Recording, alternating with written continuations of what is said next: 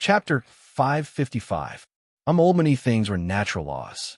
For example, the closer one was to the center of power, the higher one's starting point would be. This was an indisputable fact. Su Wen, who worked in the central office, and Jiang Zhili, who worked in CITIC, would definitely have different resumes and promotion paths. Naturally, their future heights would also be different.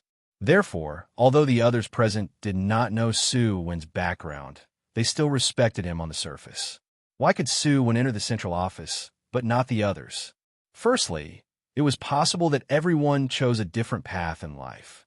Su Wen chose the most difficult path, and the price he had to pay and the pressure he had to bear were definitely different. Jiang Zhili and the others chose a relatively easy path in life, such as Xing Xiaodong's path, where they wantonly enjoyed a great life. Secondly, it was the problem of personal ability. People were divided into different levels.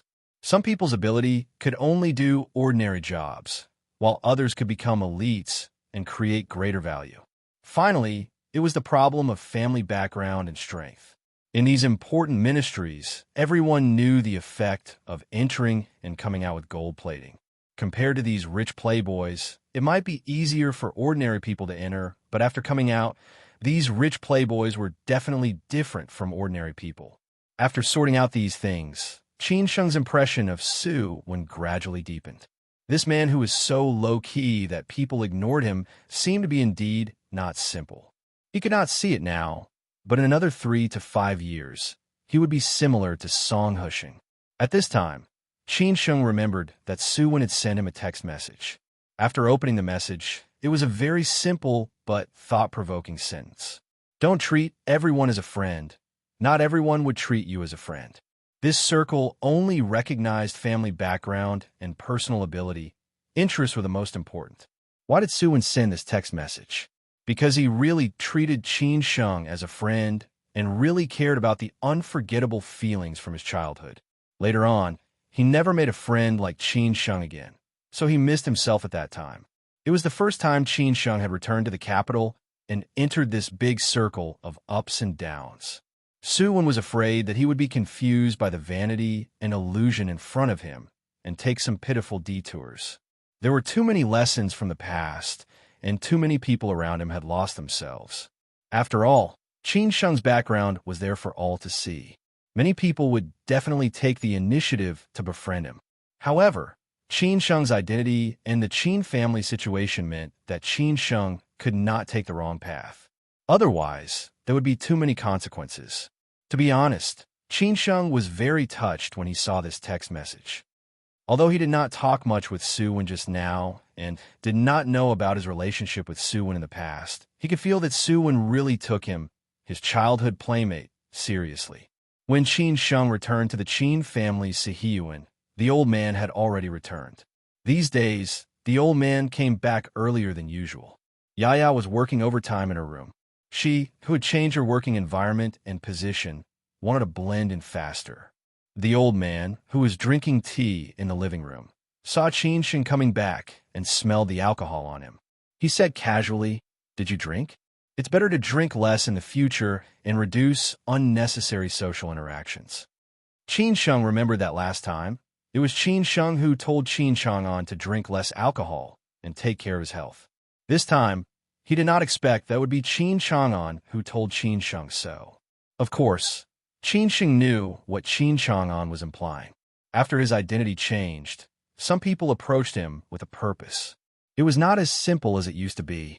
Qin Sheng nodded silently and said, "Yes, I met a childhood friend from the Planning Commission today." Qin Chang'an had never wanted to touch the memory of the Planning Commission.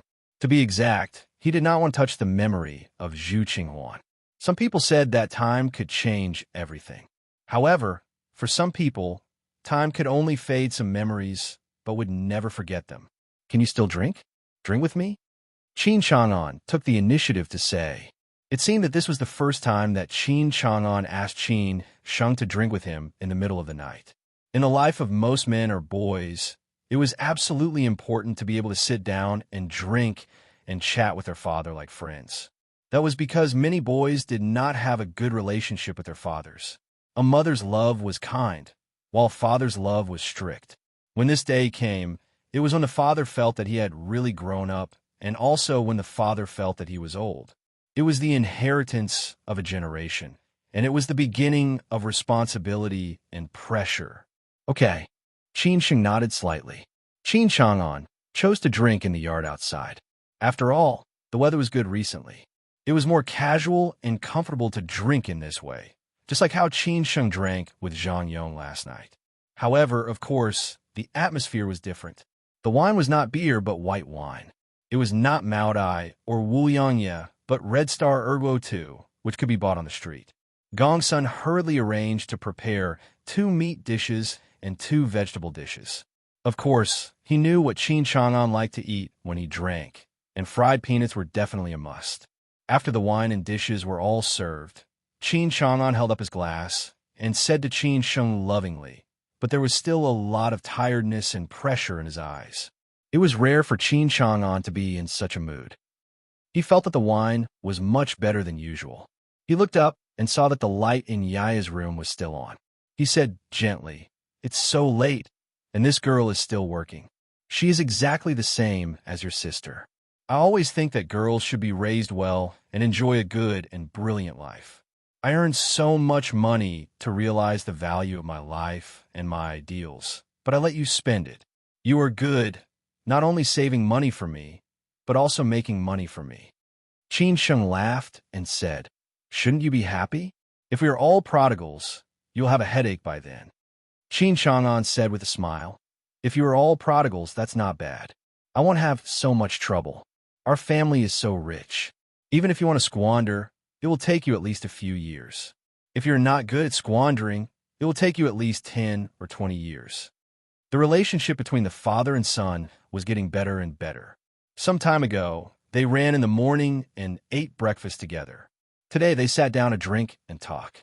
Although their relationship had not normalized, some estrangement was slowly dissolving. "Some time ago, you must have been under a lot of pressure, right?" Qin Sheng asked casually. Then he smiled and filled the old man's glass with wine. Qin Chang'an grabbed a few peanuts with his hands and ate them slowly. He looked at Qin Sheng and smiled without saying anything. Gong Sun had been standing not far away, watching over the father and son who were having a difficult time drinking and chatting merrily.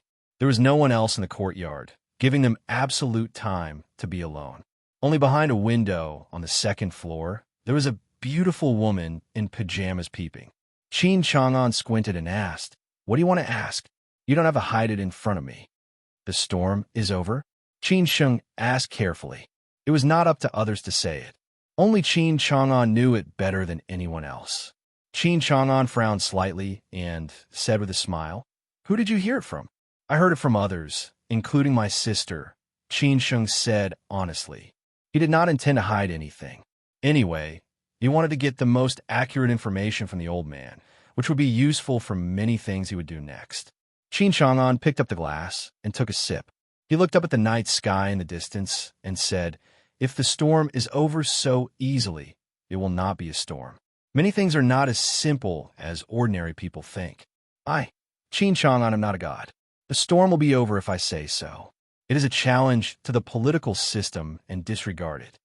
Qin Sheng was very optimistic at first. However, after hearing what Qin Chang'an said, he felt like a bucket of cold water was poured on him instantly. Obviously, things were not as simple as he, his sister, and Jiang Zhili thought. Qin Sheng thought about it carefully and found it seemed to be true. As the old professor from Tsinghua University of Economics and Management said last time, the main business of the Chang and department and some of the things they had done previously had touched the red line of the policy. In addition, they did not turn around in time, so there were problems. If something happened and nothing happened, it would be too childish. Therefore, things were far from that simple. Qin Sheng fell silent and began to worry about the situation of the Qin family and the old man again. Qin Chang'an smiled and explained to Qin Sheng, "Qin Sheng, you don't have to worry so much. Even if something happened to the Qin family in the Chang'an department, it will not happen so easily. Many things can be turned around, but it depends on what kind of price we have to pay. Look at those large private enterprises in the past 2 years. There were many rumors that something happened to them. In the end, only one or two of them got into trouble, and those one or two really challenged the bottom line. Our Qin family has not reached that point yet. He also hoped that Qin Sheng would not be so worried. After all, Qin Sheng did not understand the rules of the game, just like most of the people who followed the flow of the crowd. Qin Chang'an continued, "The storm is not over. It just gives us a chance to breathe. What we need most now is time. As long as we have enough time, we can turn around and get back on the right track. At that time, the sky will be clear after the rain." Qin Chang'an did not say that the time to breathe was earned by what had happened that night. Some people's superfluous actions had given the Qin family a chance. Fortunately, the Qin family did not pay too high a price. Qin Chang'an said, "However, Qin Sheng, you don't have to worry about these things. Now that you have entered the Chang'an department, what you should do is to inherit everything of the Qin family slowly. Don't wait for the worst result, when you can't face the pressure of Mount Tai. After all, at that time, I may not be able to do that, and I am old." Speaking of these things, Qin Chang'an sounded a little sad. Qin Sheng was silent. Although some things did not happen, he really did not want to see that happen. Qin Chang'an poured himself another glass of wine, raised his head, and drank it. He said calmly, "Qin Sheng, you are not alone anymore. If I really die one day, you should protect your sister, Yaya, and your aunt because you're the only man in the Qin family." Chapter 556.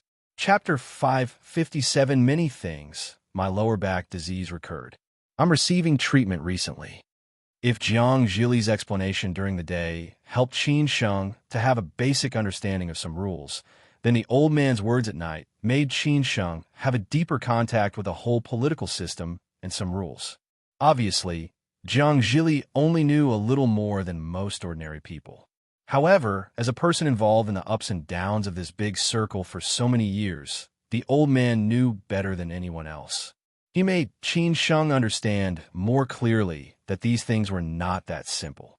In the end, Qin Sheng heard the old man sigh that he was already old and said that if he was gone one day, he should take good care of his sister, which made Qin Sheng sigh with emotion.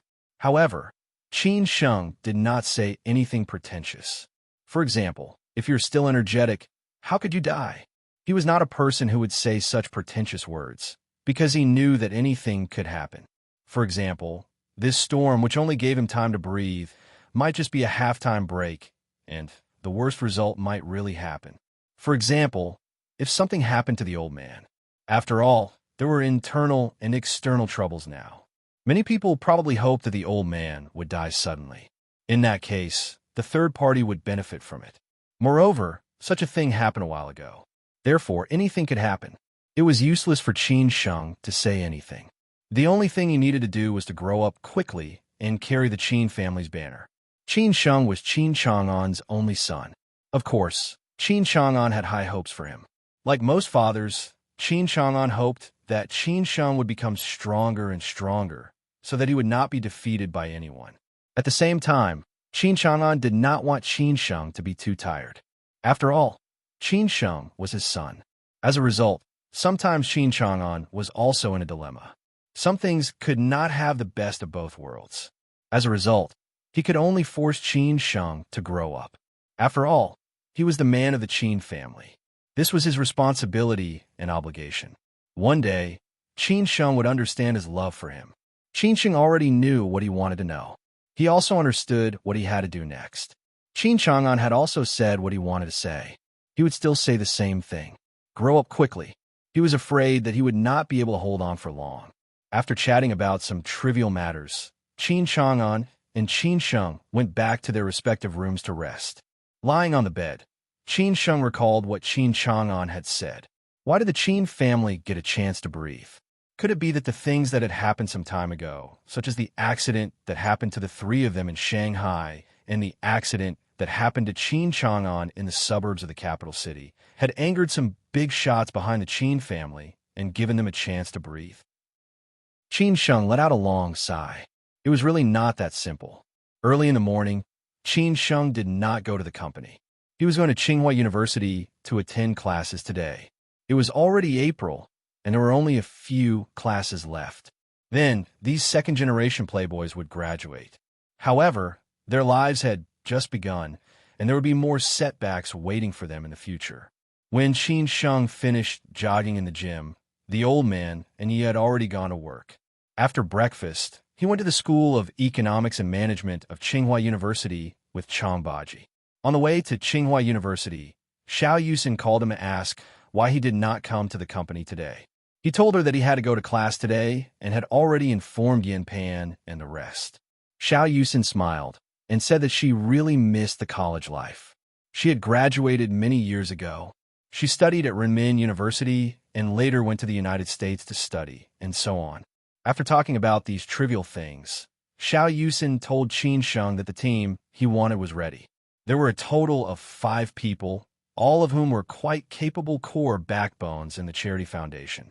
They could set off for Xi'an at any time. Qin Sheng told Xiao Yusin Zhang Yong's phone number and asked them to contact Zhang Yong to confirm when they would return to Xi'an. Then he told Xiao Yusin that this was a private matter, so all the expenses would be borne by him. At the same time, he asked Xiao Yusin to give him a bank account number and he would transfer the 1 million he had prepared to her. As for how to operate, Xiao Yusin would be responsible for it.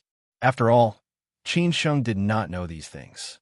Xiao Yusin smiled and said that these things could be left to her. She would never let Qin Sheng worry about it. From the fact that Qin Sheng directly handed 1 million to her, it could be seen that he trusted her very much. Therefore, Xiao Yusin was in a good mood. In the School of Economics and Management of Tsinghua University, the 2 classes in the morning were mainly about the war without gunpowder in the new era, the financial war, and the trade war. This was also the problem that every country and enterprise had to face at the moment, so almost no one asked for leave. After all, the 2 main lecturers today were close to the core of power and the think tanks and policymaking. It could be seen that the School of Economics and Management had spent a lot of effort to invite them to teach. The 2 classes in the afternoon were going out for activities. They went to the central bank to visit and learn, and then went to the Wadaica Finance School for exchange and learning. Qin Sheng heard from Han Su that the rest of the classes were basically going out for exchange and learning. Before the class, Qin Sheng looked to Han Su next to him and asked casually, "Is there any movement from Shui recently? Damn, this guy is really cunning." He deliberately released a smoke bomb, saying that the news was a rumor. He must catch the person behind the scenes who framed him this time, and then make them pay the price. And several of his friends cooperated and said that he was on a business trip in Hong Kong recently, so not many people believed it, Han Su said while swearing. Sure enough, he had underestimated this group of people. Qin Sheng said faintly, "Forget it. This matter is over. Don't make trouble. Anyway, even if he knows that the person behind the scenes is me, he will not dare to take revenge recently." "Why are you suddenly so confident?" Han Su was somewhat puzzled. Of course, he did not know those things about the Qin family. Moreover, Han Su did not care about those things. After all, he was not a person like Wei Li. Qin Sheng did not explain, but just told him to hurry up and go to class. The 2 lecturers today were not ordinary people. They were at the level of think tanks. Any solid information about finance and trade would be of great help to the next strategy of any company. Han Su also became serious. Even if he did not understand what they meant, he could remember it later and tell his father at home. Then this trip would not be in vain. At home, his father would only scold him for being a wastrel. During the break in the middle of the class, Wei Li ran over again and said happily, "The things at home should be sorted out, right?" His words obviously meant something. Sometimes, Qin Sheng really admired Wei Li. This guy was the star and social butterfly of this advanced study class. He maintained a good relationship with each small circle. Although Wei Li's attitude was relatively low in front of him, when Wei Li chatted with others, he had a good sense of propriety. Qin Sheng seemed to be teasing him as he said, "What do you know, Wei Li? You have a lot of information channels." Wei Li said, disapprovingly, "I just happened to hear my friends talking about it. It can be regarded as a verification to you. After all, this matter affects the nerves of many people. I am just gossiping. Do you help me keep an eye on Hangzhou?" Qin Sheng did not want to delve into that topic, nor did he give Wei Li a precise answer. This kind of ambiguous attitude was the most interesting. Wei Li said solemnly. You can rest assured. I'm keeping an eye on that side. If you want related information about anyone, I can give them to you immediately. Of course, Wei Li was very clear that Qin Sheng had experienced the biggest setback in the first half of his life in Hangzhou. How could he swallow it? Sooner or later, he had to go back to Hangzhou to take revenge. As long as Qin Sheng went back to Hangzhou to take revenge, as the local tyrant in Hangzhou, he could provide Qin Sheng with a lot of resources, which was the key to further his relationship with Qin Sheng. Wei Li was very clear that he and Qin Sheng could not become brothers. However, under the premise of interests, they could become very good partners. After all, they knew each other very well. Moreover, he had contacted Qin Sheng for the sake of interests. Qin Sheng said thoughtfully, "That's not necessary. I will call you when I need it. You can continue to help me keep an eye on them." What Qin Sheng considered was that during this period, the Qin family had a chance to take a breather. He could take this time to deal with all the previous grievances. In this way, he could devote himself to the affairs of the Qin family and the group in the future. He would not be distracted anymore. Moreover, Qin Sheng did not want those people to be free and unfettered for too long. After all, he had promised to take revenge for Gu Qingyang. Wei Li smiled and nodded. You can rest assured. Qin Sheng suddenly thought of the Chao family and asked subconsciously, by the way, how is the Chao family now? Wei Li was not surprised that Qin Sheng would ask about the Chao family. After all, Qin Sheng used to work for the Chao family. He said honestly, after you left, Chowda was suppressed by several tycoons again. Recently, he has been very low-key and has not made any moves. Qin Sheng did not say anything. He was thinking about the Chao family. It seemed that the old man did not intend to help them. Did the old man want him to deal with the previous things? Or did the old man have no time to deal with these things recently? It was impossible for Chowda to disturb him for these things. After all, Chowda felt somewhat guilty about what had happened to him. Therefore, Qin Sheng had not contacted the Chao family. After thinking about it, it seemed that he had not done what he had promised Qing. Uncle Jiang was still wandering abroad and did not know when he would come back. It seemed that he had a lot of things to do. Qin Sheng could not help but feel a little headache. After the 2 classes in the morning, Qin Sheng and Han Su casually had lunch in the cafeteria of Tsinghua University. At this time, there was nothing to do. Han Su said that they would find a place to drink tea. Qin Sheng was not in the mood to go out. Thinking that Zhang Yong's sister was also in Tsinghua University last time, and he had promised Zhang Yong to take care of that little girl, Qin Sheng temporarily decided to see that girl.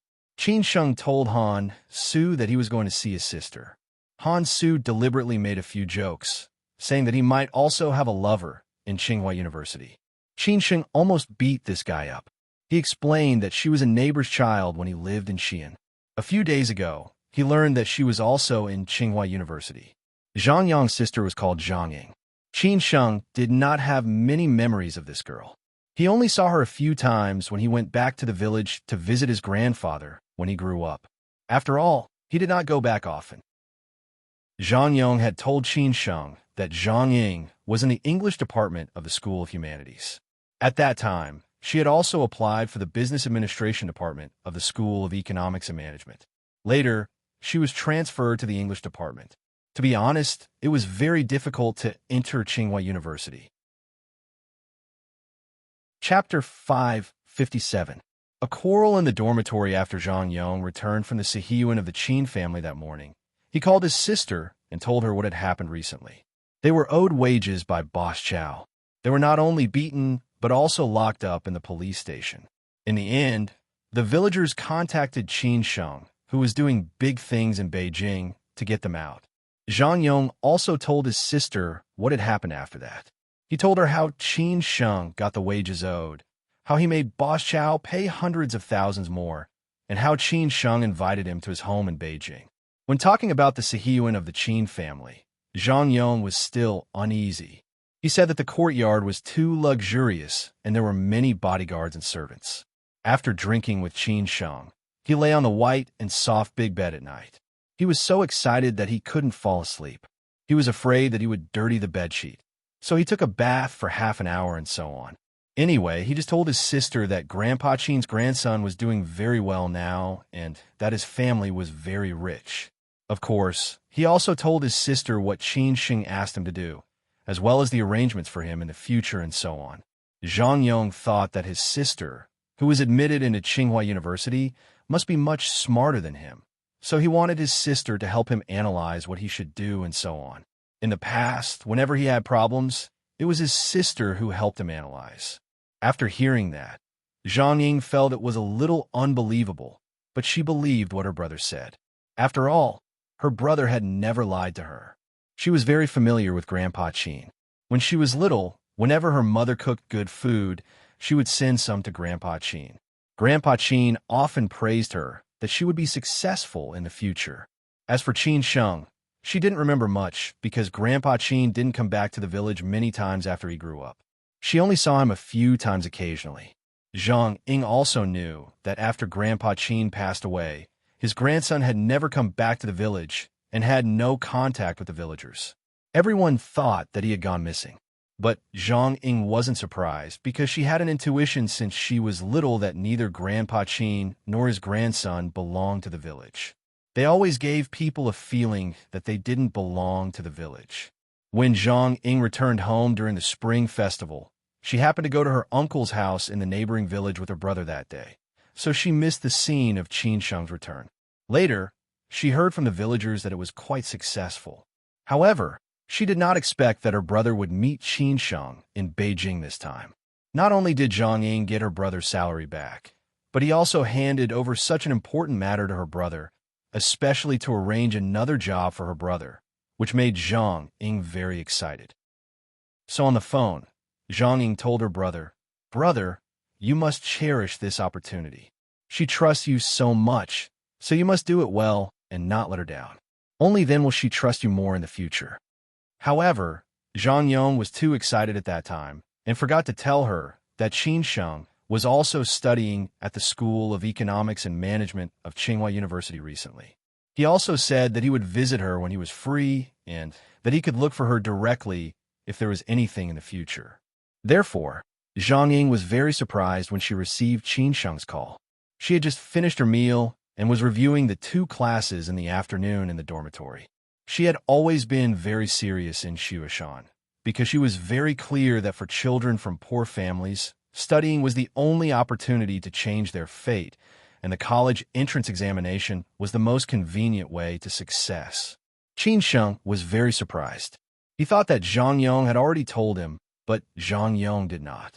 He explained to Zhang Ying with a smile, saying that he and his friends happened to be free at this time, so they bought some fruits and came to visit her. They had arrived at the dormitory building and did not know which one she was from. Zhang Ying hurriedly said which district and which building she was from and would wait for him downstairs in a while. She thanked him several times and so on, which made Qin Sheng feel a little embarrassed. Soon, Qin Sheng and Han Su arrived downstairs of Zhang Ying's dormitory with fruits in their hands, but they did not see Zhang Ying. Qin Sheng still remembered Zhang Ying's appearance more or less. "Lao Qin, didn't the girl come down?" Seeing that there were girls coming and going downstairs, but there was no beauty waiting for them, Han Su asked casually. Qin Sheng was not in a hurry. "We are not in a hurry. Let's wait for a while." "That's right. Nowadays, it takes half an hour for girls to go out and put on makeup. I'm afraid it will take a while. It's okay. I could take a look at the beauties. There are many beauties in the School of Human Arts," Han Su said happily. Then he sat directly on the roadside and watched the beauties of Tsinghua University come and go. Han Su's appearance, coupled with his appearance, made him look like a rich man no matter how one looked at him. So, there were really beautiful women who took a few more glances at him. However, none of them came over to hit on him. Han Su didn't have that intention either. They just admired each other. After waiting for more than 10 minutes, Zhang Ying still did not come down. Qin Sheng frowned a little. In his impression, Zhang Ying was a very polite child. She would not let him wait for so long. So Qin Sheng called Zhang Ying. But after calling her twice, no one answered. Qin Sheng felt that something was wrong. In addition, they would not stay long. They would go back to the School of Economics and Management in a while. In the afternoon, they would go out to visit and study. So Qin Sheng planned to go directly to find Zhang Ying. Qin Sheng said to Han Su, "We don't need to wait. Let's go directly." Han Su stood up in a hurry and said, "We don't need to wait. It's not good. If the girl is putting on makeup and changing clothes, it will be too abrupt for us to go directly." Qin Sheng explained, "Zhang Ying is not that kind of child. She is very simple." Han Su said disapprovingly, "That's not necessarily true. Nowadays, girls change very fast. Besides, you haven't seen her for a long time. How do you know what she has changed?" Qin Sheng stared at Han Su and scolded angrily. "When did you become so long-winded? Are you afraid to enter the girls' dormitory? It should not be like that. You are a prodigal. Do you have the guts? You could insult Han Su as a prodigal son, but you could never humiliate him in women's affairs." Han Su directly retorted, "What the F asterisk CK? How is it possible? I dared to go to the girls' toilet when I was young. I have been in the girls' dormitory many times. What is there to be afraid of?" After that, Han Su realized that he had said something wrong. How could he say what had happened when he was young? Moreover, his voice was so loud that all the girls going in and out heard it. They stared at him as if he was a pervert. It was not until then that Han Su realized that he had been tricked by Qin Sheng again. Qin Sheng had already been over with laughter. It did not occur to him that this guy had such a record. Han Su had no choice but to quickly pull Qin Sheng into the dormitory. When they arrived at the gate of the girls' dormitory, Qin Sheng and Han Su were naturally stopped by the building manager. Qin Sheng first asked the manager if she knew which dormitory Zhang Ying from the School of Humanities lived in. The manager told them that she knew and asked them who Zhang Ying was, and so on. After Qin Sheng explained, the manager did not let them in. Instead, she asked Qin Sheng to call Zhang Ying. However, Qin Sheng could not get through to Zhang Ying's phone, so the manager did not let them in. In the end, Han Su suddenly pulled Qin Sheng aside and asked him to stop talking. He would end the rest. Qin Sheng saw that Han Su used very exaggerated body language to say a lot of words to the manager. Anyway, his voice was very low, so he could not hear it. In the end, the manager let them in. When sending them in, the manager did not forget to pat Qin Sheng on the shoulder and said, "Young man, cherish the moment and pay attention to your health." Qin Sheng was confused. He did not know what the manager meant. However, he was sure that Han Su must have set him up. He was probably taking revenge on him for digging a hole downstairs. So when they went upstairs, Qin Sheng asked, "Han Su, tell me honestly, what did you say to the manager just now? Why do you ask this?" "Anyway, we have come in. Thank me." Han Su was proud and wanted to take credit. Finally, he had vented his anger. Qin Sheng squinted and said, "Okay, you don't have to say it." Han Su shrugged, indicating that it did not matter. Anyway, he was in a good mood at this time. Finally, he returned the favor to Qin Sheng. The manager told Qin Sheng that Zhang Ying's dormitory was on the third floor, dormitory 316. So Qin Sheng and the manager went straight to the dormitory. The girls passing by upstairs were all looking at them. Occasionally, there were beautiful girls, and Han Su would greet them shamelessly. It seemed that he was in a good mood. As soon as they went up to the third floor, Han Su and Qin Sheng heard a very fierce quarrel. Then, they saw that the corridor not far away was crowded with many girls. Many of them were dressed very skimpily, such as pajamas with holes in them, and so on. There were also fair and beautiful legs.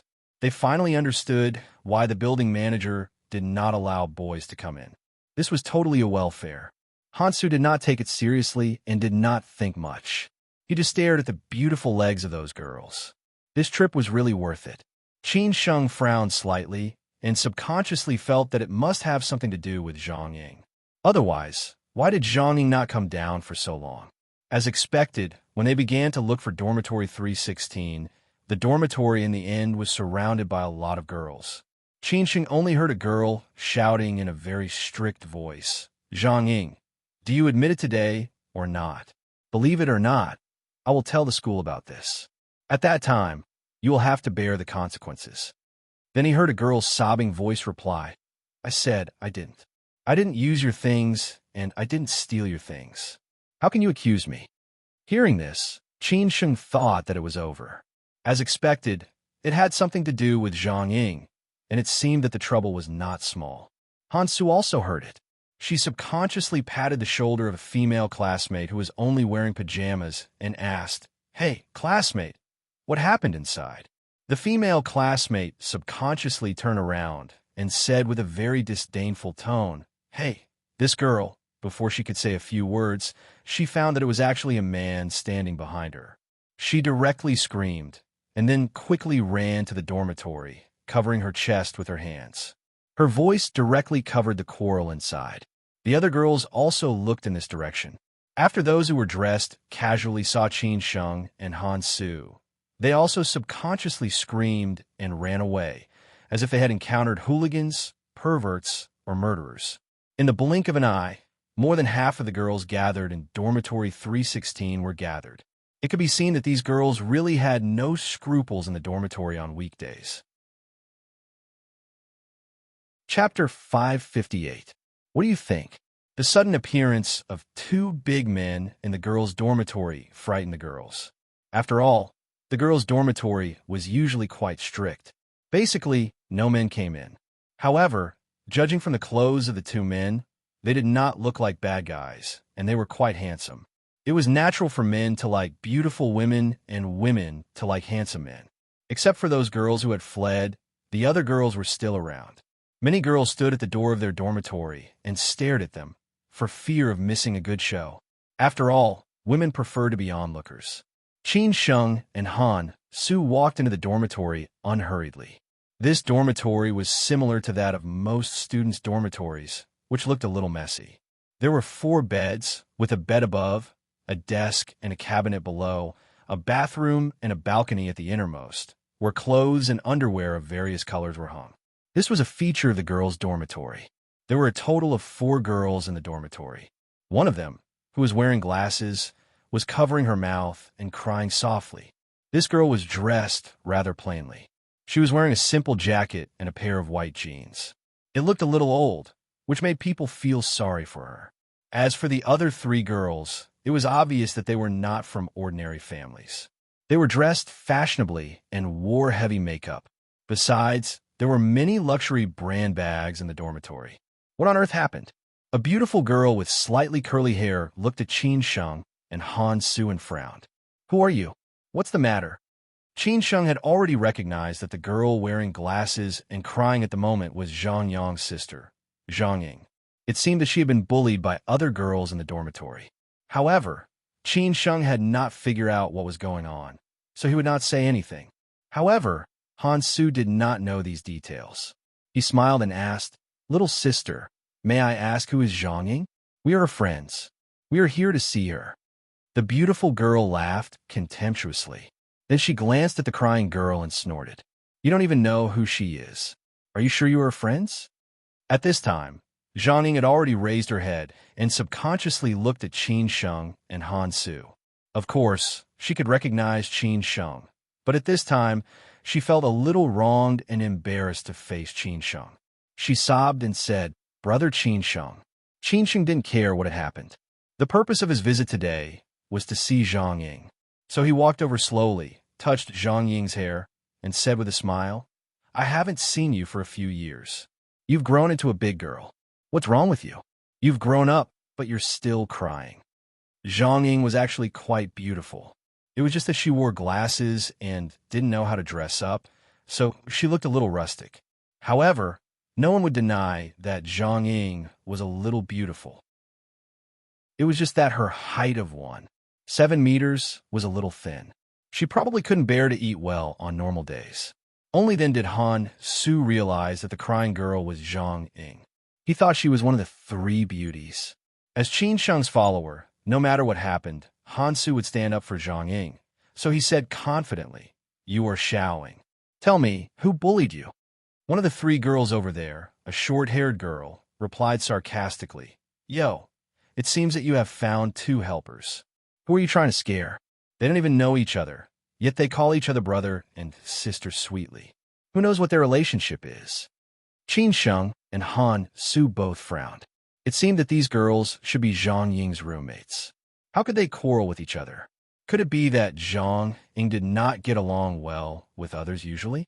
Other people could swallow their anger, but Han Su would never suffer in silence. He directly responded, "Beauty, why do I feel that you look so familiar? You seem to be a hostess in a club I went to a few days ago." "That's true.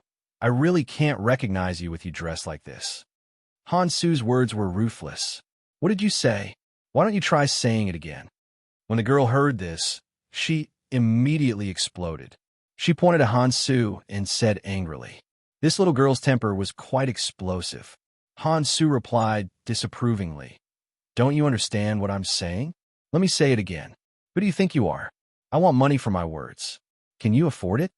Qin Sheng didn't want to make things worse. He pulled Han Su to the back and said, "Don't talk now. Let me figure out what's going on. They are all students. Don't mind them. After all, there are many students around. It would be bad if they made trouble here." Moreover, they had not figured out what was going on. Qin Sheng looked at the crowd and asked, "I'm Zhang Ying's brother. Can anyone tell me what's going on?" The beautiful girl with curly hair, who looked like a rich girl, laughed and said, "Are you Zhang Ying's brother? I thought you were someone else. Just ask your sister what happened." Qin Sheng ignored those girls. He looked at Zhang Ying and said, "Ying, tell me what happened. Don't be afraid. No matter what happens, I'm here."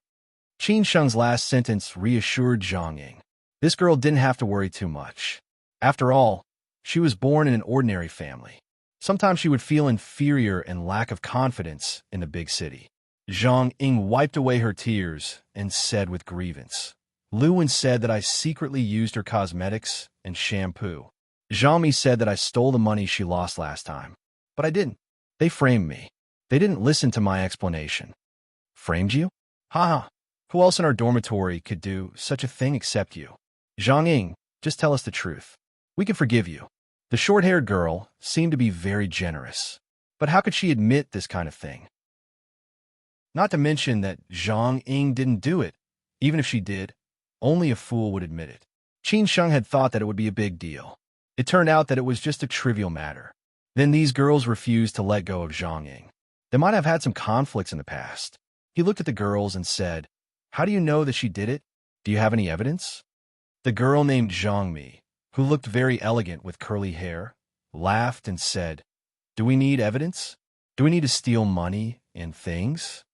Qin Sheng didn't expect that these three girls studying at Tsinghua University would say such things. Qin Sheng really suspected that their college entrance examination results were fake. He laughed and said, "Why?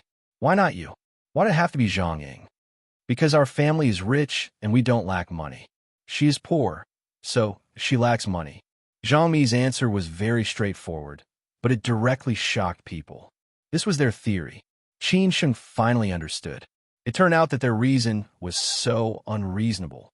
Qin Sheng looked back at Zhang Ying and asked, "Xiao Ying, let me ask you again. Did you do these things?" Zhang Ying said firmly, "Brother Qin Sheng, I swear I really didn't. If I did it, I would rather go out and be hit by a car and die." In order to prove her innocence, Zhang Ying said her harsh words.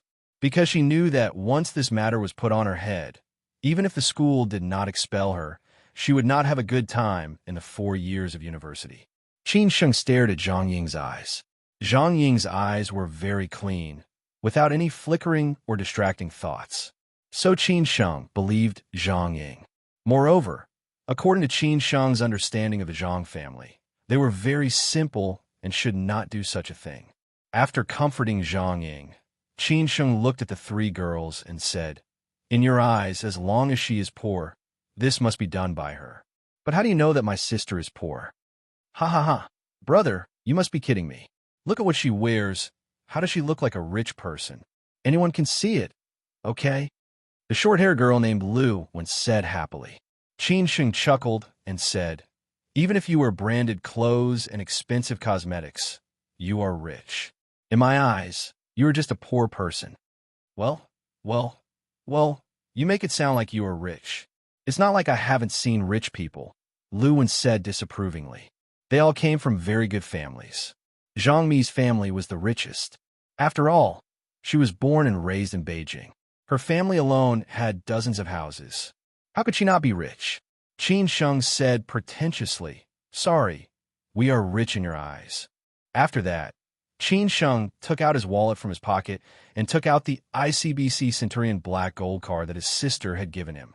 He threw it on the ground directly and sneered. "The ICBC Centurion Black Gold card. Do you know it?" As soon as Qin Sheng finished speaking, Han Su also took out his wallet from his pocket. He also took out his credit card and threw it on the ground. He said playfully, "Sorry, I also have one, but it's the ICBC Black Gold card. Oh, I almost forgot. I also have 2 old cars. LaFerrari from Ferrari. It's not expensive, but it's more than 30 million. I could drive it for a ride today. Otherwise, I can't show off. You should know that, right?" Han Su took out the car key from his pocket and threw on the ground. Qin Sheng almost gave Han Su a thumbs up and said, "Brother, you are really ruthless." The 3 girls were shocked by Qin Sheng and Han Su's rich and imposing manner. Many girls in the corridor behind them also exclaimed. Maybe only some of them knew how valuable these things were, but they felt that they were very awesome when they heard it. Qin Sheng and Han Su were shocked. At this time, Qin Sheng stared at the 3 girls again and said, "Don't you think we are not rich? Maybe in the eyes of some people, we are not so rich. But you, including your families, are not qualified. So, how do you know that my sister is not rich? She just doesn't want to be high profile. You really think so highly of yourself." The 3 girls looked at each other and could not say anything anymore. They did not know where the 2 men in front of them came from, but they were sure that their families were much richer than theirs. Qin Sheng did not want to say too much. In the end, he snorted and said, "Don't use your ignorance to ruin other people's kindness and simplicity. They just don't want to argue with you." After that, Qin Sheng pulled Zhang Ying and walked out. He would ask Zhang Ying about the details and then find someone to investigate this matter. Otherwise, Zhang Ying would be embarrassed in the future. Chapter 559. Sure enough, they had been cheated. However, they were all girls who had just entered college, so Qin Sheng was still polite to them. He did not use violence against them. He just reasoned with them, laid out the facts, and then intimidated them with his strength. In this way, they would not dare to bully Zhang Ying at will in the future. They could not frame and bully poor children just because they were rich. That was unreasonable. Today's society was very realistic, and these children, who were far more mature than they were also very realistic. Today, with the spread of information on the internet, they have been exposed to many rules of this society very early. It was just that their ideological system had not been completely established yet. No matter the 3 girls in Zhang Ying's dormitory who had been spoiled since childhood, or the other girls who were watching outside, they did not think that Qin Sheng and Han Su were fooling them just now. After all, only professional liars would go out with such things. They were all students of Tsinghua University. If they did not have such judgment, it would be a waste of the results of 9 years of compulsory education. Most of the girls were stunned by Qin Sheng and Han Su, especially the Ferrari worth more than 30 million yuan and the 2 legendary Centurion Black Gold cards. These were all scenes in the Mary Sue TV series. Today, they actually encountered them in reality. Some girls who were infatuated with Qin Sheng and Han Su were a little fond of Qin Sheng and Han Su. They thought if they took the initiative to attack, would there be a love story between idols? Of course, there were also girls who did not understand these things. After all, these were the toys of the rich. They only thought that Qin Sheng and Han Su were very cool, standing up for this thin and weak girl. After all, the behavior of the other girls in dormitory 316 just now was too much. Of course, there were also girls who thought that Qin Sheng and Han Su's behavior was immature and stupid. Everyone looked at the problem from a different standpoint. Moreover, they were all students of Tsinghua University. After Qin Sheng finished acting, he left with Zhang Ying, leaving the crowd with a mysterious figure. Han Su was going to leave in a cool and natural way, but the reality did not allow him to do so. He, who had been very cool just now, could only pick up the black gold card and car key bitterly at the moment. However, in order to end it perfectly, Han Su had to clean up Qin Sheng's mess. He said to the 3 beauties, "Beauties, my name is Han Su. If you're interested in me, You can come to the School of Economics and Management to find me. We are studying in the Young Leaders Seminar there. What Han Su said was to tell the three beauties, don't think that you can continue to bully Zhang Ying after we leave. Both of us have been studying in Tsinghua University recently.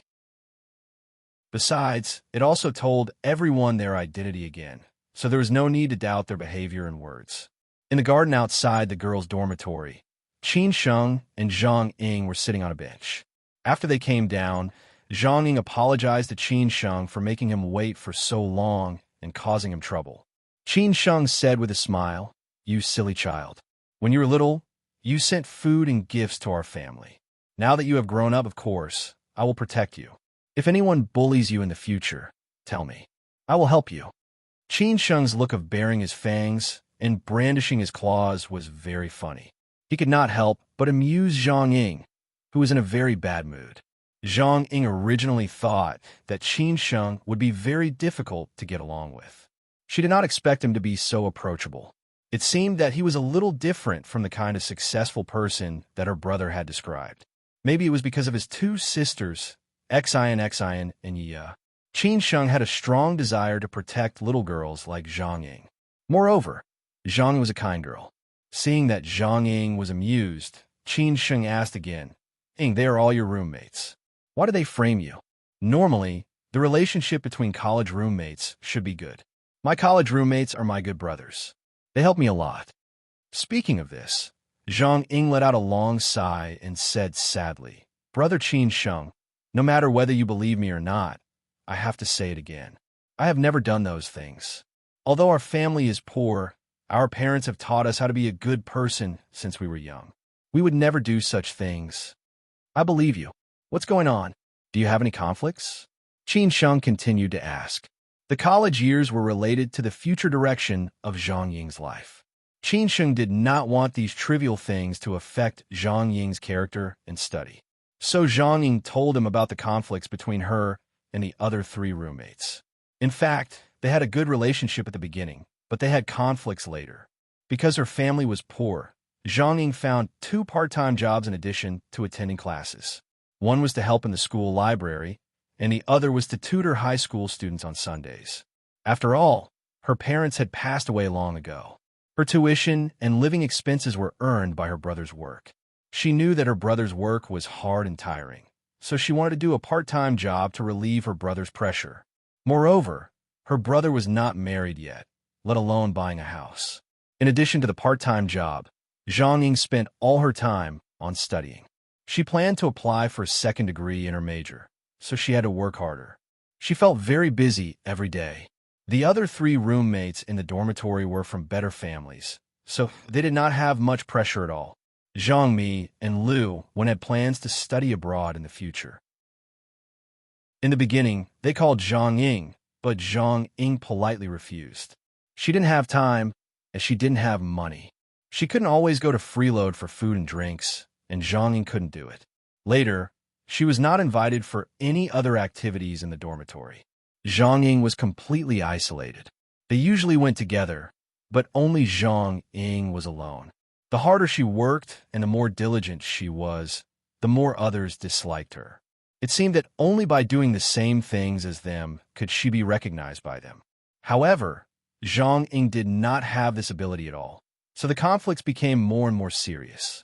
Some time ago, Zhang Mi, the daughter of a rich family, lost thousands of yuan in the dormitory. That was the pocket money she had just taken out. Without evidence, several people insisted that Zhang Ying stole it. The reason was that their family was rich and did not lack money, so they would not steal money. Zhang Ying's family was poor, so she would steal money. It seemed to be very reasonable, but it was completely fallacious. This afternoon, when Zhang Ying came back from her elective class, Liu insisted that she had used her shampoo and other things when she took a bath last night. She pointed at Zhang Ying's nose and scolded her. She dug out the past and blamed it all on Zhang Ying, which led to the scene that Qin Sheng had just seen. After listening to Zhang Ying's story, Qin Sheng finally understood what was going on. This kind of thing was not uncommon. It existed in any group. For example, if there was a smart person in a group of idiots, these idiots would naturally crowd together to exclude this smart person. This was especially prominent in state-owned enterprises. Zhang Ying was very hardworking and strong. She knew how to change her fate, so Qin Sheng comforted her. Xiaoying, no matter what the world is like, no matter what others think of you, stick to what you think is right and do what you should do. After all, everyone's world is different. Zhang Ying nodded heavily and said, "Okay, I got it. Brother Qin Sheng, thank you. I will definitely do that. This is my mobile phone number. If you have any problems in the future, call me. If they're making trouble for you, or if you don't want to live with them anymore, I can help you find a teacher to change your dormitory. Also, I have been studying in the School of Economics and Management recently.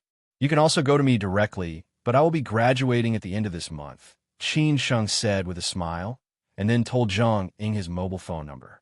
However, Qin Sheng did not want to deliberately change Zhang Ying's life trajectory, although he had the ability to do so now. Zhang Ying should grow up and challenge according to her own pace.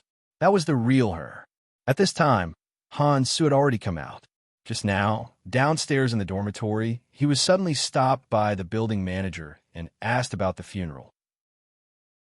Then Han Su took revenge on Qin Sheng again. Finally, it was balanced. Seeing Han Su coming out, Qin Sheng stood up and said, "Xiaoying, it's time for us to go. We have to go to the Wadaiku for exchange and learning in the afternoon. See you next time." As soon as Han Su came over, he was pulled away by Qin Sheng. He did not forget to say to Zhang Ying, "Xiaoying, if you have any problems, you can also look for me. Go to the School of Economics and Management and tell them my name. My name is Zhang Su." On the way back to the School of Economics and Management, Qin Sheng asked again, "Han Su, tell me honestly, what did you say to the building manager so that she let us in?" Han Su said proudly, "Do you really want to know?" Qin Sheng moved his muscles and said gloomily, "It seems that I have to do it. I told her that you were Zhang Ying's high school classmate and that you had a crush on her, but you didn't dare to tell her about it. Recently, you got an incurable disease and could only live for another month. The hospital refused to take you in and told you to go home and wait for death. You didn't want to have any regrets in your life, so you came to Beijing to confess to Zhang Ying. However, Zhang Ying didn't know the truth, so she didn't want to see you. So she begged Annie to give you a chance. You just wanted to see her once," Han Su said as he stepped back. When he finished telling the whole story, he was already far away from Qin Sheng. After Qin Sheng heard this, he was speechless. No wonder this guy was so proud at that time. It turned out that he had tricked him. So Qin Sheng scolded angrily, "Han Su, damn you." Han Su ran like a rabbit. However, compared with Qin Sheng, who was walking on flat ground in Zhongnan Mountains, how could he be Qin Sheng's opponent? It did not take long for him to be caught up and beaten violently. In the afternoon, in the activities of the Central Bank and the Wadaiku School of Finance, Qin Sheng and Han Su learn a lot, especially how the Central Bank made the national financial and monetary policies, what mechanisms and think tanks there were, and so on. Of course, there were also a lot of leaders' work which benefited them a lot. The exchange in the Wadaiku School of Finance was the collision of theory and practice.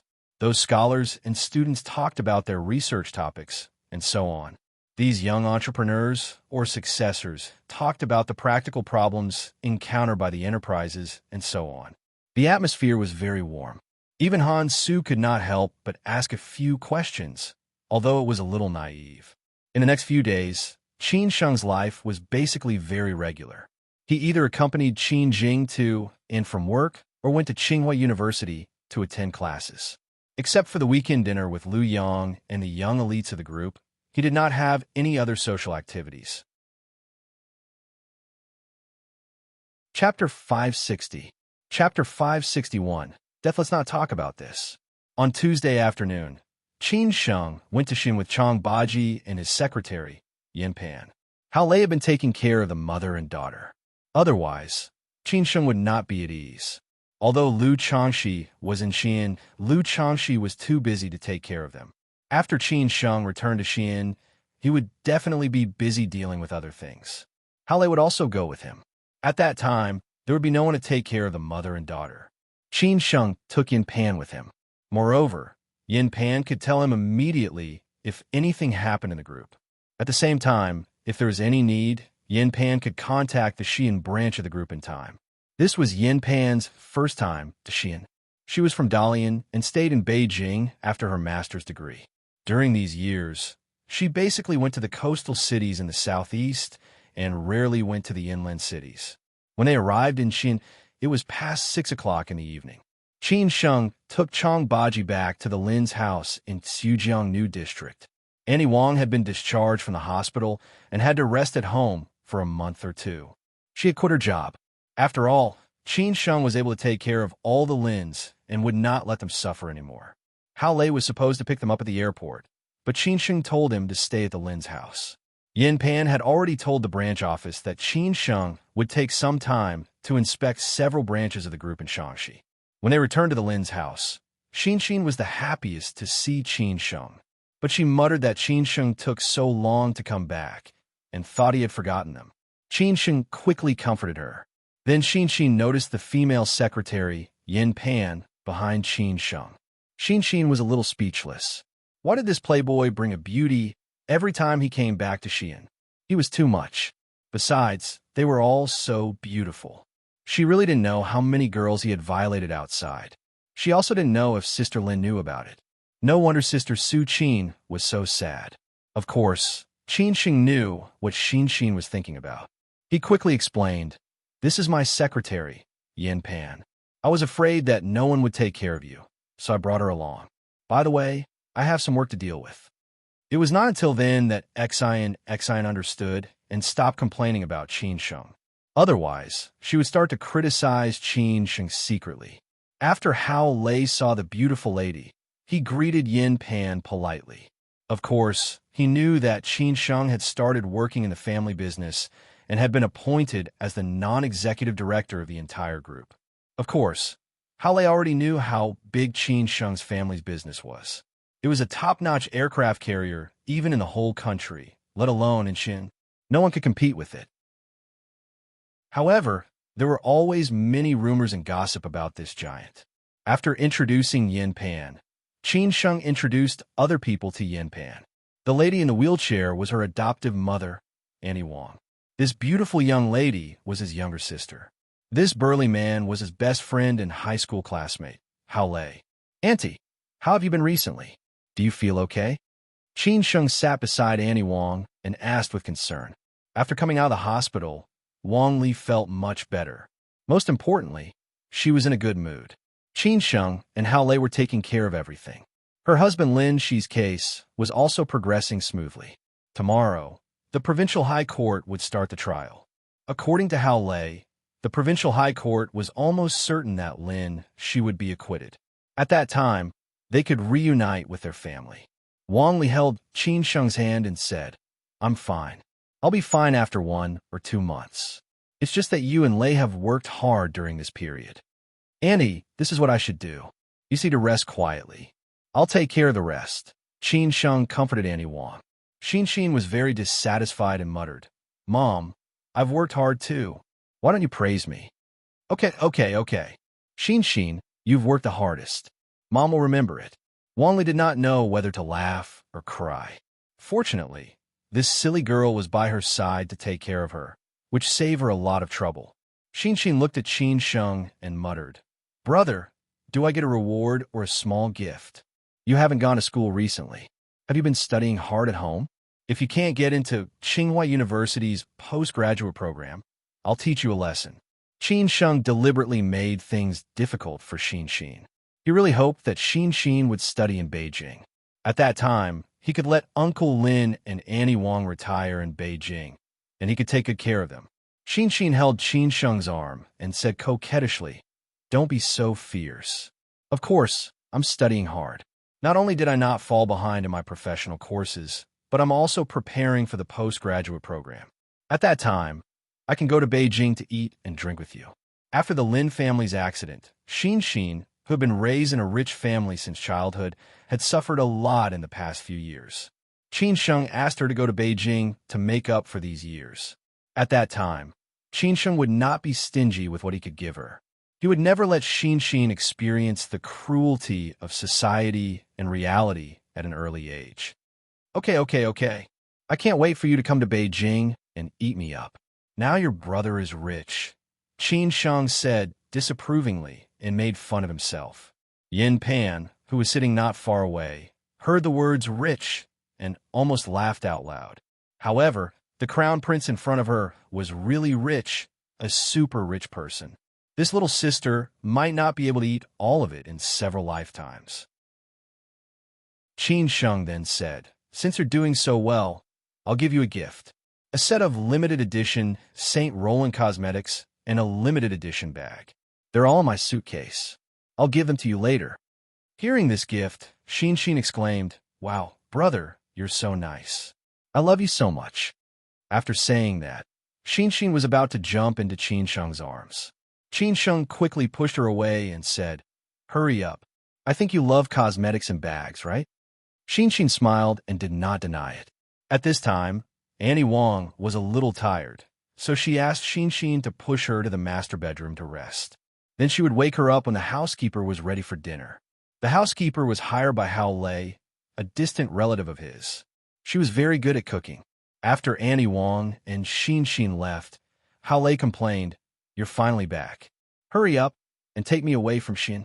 Recently, my family has been arranging a girlfriend for me every day. They said that if I don't have a girlfriend by the end of the year, I won't go home. It's not good to arrange a girlfriend for you. You should get married soon.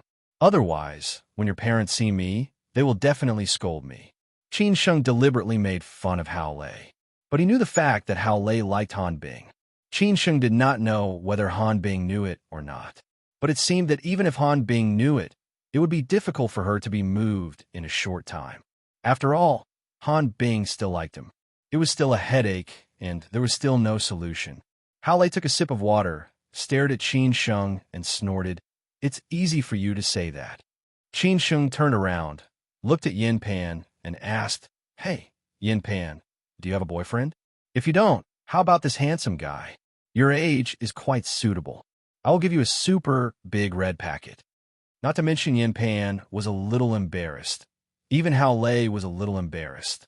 But Yin Pan still responded politely, "Chairman Qin, I already have a boyfriend." "Ah, what a pity." Qin Sheng sighed. Hao Lei was so angry that he directly retorted, "Lao Qin, you forced me to do this. Su Qin came here twice." As soon as he mentioned Su Qin's name, Qin Sheng's arrogance disappeared immediately. He slightly frowned and said, "When did she come here?" Hao Lei said honestly, "She came here the third day after you left and the day before yesterday. She heard from Zhao Xian that Annie Wong was hospitalized in a car accident and finally called me." "How is she?" Qin Sheng laughed at himself. Although there would be no more interaction between them, Qin Sheng still cared about Su Qin very much. He hoped that Su Qin's life would get better and better so that she could forget about him as soon as possible. Hao Lei said slowly, "After Su Qin came back from Shanghai, she entered her family's company. Now she is the general manager. Her father plans to gradually retire behind the scenes and completely hand over the company to Su Qin. Everything else is fine. It's just that she has a headache recently, just like me. Her parents have introduced a lot of men to her, and there are many young talents chasing after her. But she doesn't want to fall in love and get married in a short time. She just wants to focus on her work." After saying this, Hao Lei added, "I still can't let you go. I didn't ask you anything the first time, but when I was about to leave for the second time, I still couldn't help but ask about you." Qin Sheng asked subconsciously, "What did you say?" Hao Lei shrugged and said, "What else could I say?" I told her the truth. She said that you had experienced a lot, left Hangzhou and returned to Beijing, and also found your long-lost family. A few days ago, you were dealing with Uncle Lin's matter in Xi'an and have been in Beijing during this period. Qin Sheng didn't know what to say, so he could only ask, "What did she say?" She just said that she was happy for you and hoped that everything would go well for you. When she said these words, I felt that her smile was a little forced and her eyes were a little sad. Hao Lei shook his head and sighed bitterly. No matter what, no matter how many women Qin Sheng met, he would always stand by Su Qin's side. Because in Hao Lei's life memory, the love between Qin Sheng and Su Qin was the most enviable one. From high school to college, they had experienced the best period of their lives. Qin Sheng patted Hao Lei's shoulder. He also knew what Hao Lei wanted to say, but it was useless. He smiled bitterly and said, "Let's not talk about this. Let's not talk about this." Chang Baji was already very familiar with this love. He didn't comment on it, because it was all Qin Sheng's personal choice. After all, he was not the person involved. Although Yin Pan heard it for the first time and didn't know what was going on, she almost understood it.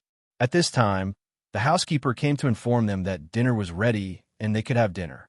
Qin Sheng and Hao Lei ended this topic. Night fell. Qin Sheng accompanied the mother and daughter of the Lin family to have dinner in Xin. In the city of Beijing, Qin Chang'an was dragged by his niece, Yaya, to watch a movie. She was bored when Qin Sheng was not there, and her mother had not come back from Shenzhen. Qin Chang'an, who had not been to the cinema for a few years, had to accommodate her. Chapter 561. Chapter 562. I into an unspeakable secret because it was located in the west. It was not long after dark in Gansu. The Gobi Desert was desolate and uninhabited. Nangong and Bach, who had been driving for 3 hours, were very bored. Bach, who was driving, was playing his favorite hip-hop music and mumbling to himself, looking very energetic. Bach liked to listen to music while driving, otherwise he would probably fall asleep. Nangong, who was in a bad mood, said impatiently, "Can't you turn off the music? What are you listening to?" Along the way, Bach and Nangong had quarreled countless times, and Bach was beaten up by Nangong several times. But Bach never admitted defeat. When it was time to quarrel, he still quarreled, and when it was time to be beaten, he did not reply. You don't like it, and you don't allow others to listen to it.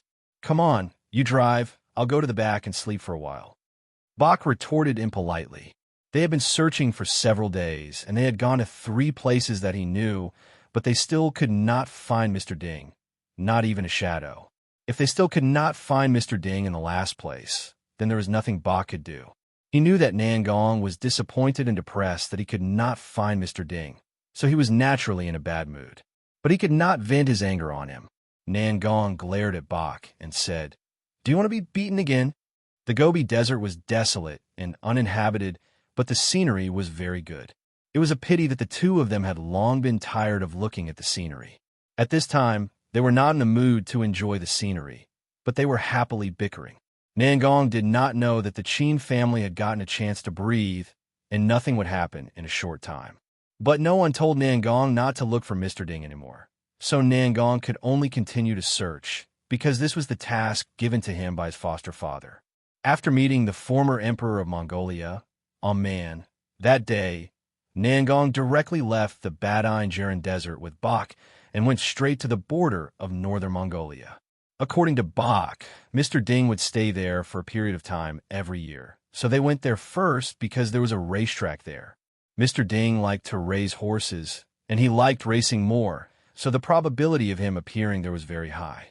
Unfortunately, he failed in the end. His acquaintance there said that Mr. Ding had not been to the racetrack for a long time, and his racetrack had long been handed over to others to take care of. Subsequently, they went to 2 other places to look for Mr. Ding, but there was still no news of Mr. Ding. This made Nangong very angry. She felt that Man and Bahi were playing with her. Of course, Bahi had to refute. She could scold him, but she could not scold his uncle. In the end, Bahi suffered the first beating from Nangong. Ever since he left the Badain Jiren Desert, he had been in a bad mood for the past 2 days. After all, he had left the familiar environment and his aged uncle, so he couldn't quite let it go. But later on, Bach's mood was very good. He had been staying in the desert for the past few years and seemed to be out of touch with the outside world. He could take this opportunity to come out and see the outside world. Bahi said indifferently, "It's not like I haven't been beaten before. Anyway, I can't beat you. Since resistance is meaningless, I might as well enjoy it." Obviously, Bahi was taking advantage of Nangong. Except for this woman's bad temper, she was quite good in other aspects, such as her face and figure. There was no such beauty in the desert. It was a kind of enjoyment to be with such a beauty, so Bahi felt pain and happiness at the same time. Nangong was really not in the mood to continue to quarrel with Bahi. She was thinking that if she could not find Mr. Ding in the shortest time and bring him back to Beijing, what if something happened to her adoptive father? So Nangong directly shouted, "Stop the car!" Bahi said angrily, "Big sister, this is no man's land. If you ask me to stop the car now, are we going to spend the night here? I heard that there are a lot of wild beasts here. What if we are killed here? I asked you to stop the car." Nangong said sharply. Okay, I'll stop the car." He felt that if he did not stop the car, Nangong would grab the steering wheel. So Bahi had to stop the car obediently and see what tricks this girl was going to play. The starry sky in the western Gobi Desert at night was very bright, which could not be seen in the city. Nangong looked up at the starry sky thoughtfully, while Bahi lit a cigarette and puffed out smoke. This was his only habit. The rest of the time, he dealt with the desert and the trees. Sometimes it was boring, but sometimes it was particularly interesting. Bahi almost finished the cigarette, but Nangong was still leaning against the car and looking up at the starry sky in a daze. Except for the places where the car lights shone, the surroundings were dark. There was not even a little light. In the distant valley, there was even the howling of wild beasts. Ordinary people would not want to stay here for even a second. "Big sister, why are you still here? Do you really want to spend the night here?" Bahi's face was very ugly. Anyway, this beauty could do anything. Nangong snorted coldly. "Bahi, if there is no news of Mr. Ding at the last place, I will kill you first." Bahi heard this and said helplessly, "Madam, why do you want to kill me? If I am Mr. Ding, I will definitely appear in front of you without hesitation. So what does it have to do with me if you can't find Mr. Ding? Besides, what's the use of killing me?" Nangong had never thought that Bahi would be so long-winded. Along the way, he had seen it for himself. A man was after all an ambitious person in Mengshi for many years. How did he cultivate such a nephew? So Nangong was too lazy to talk nonsense. She grabbed Bahi and threw him over her shoulder. Bahi was thrown far away and fell heavily on the ground. Bahi grimaced in pain, and his buttocks were hurt by the stones on the ground.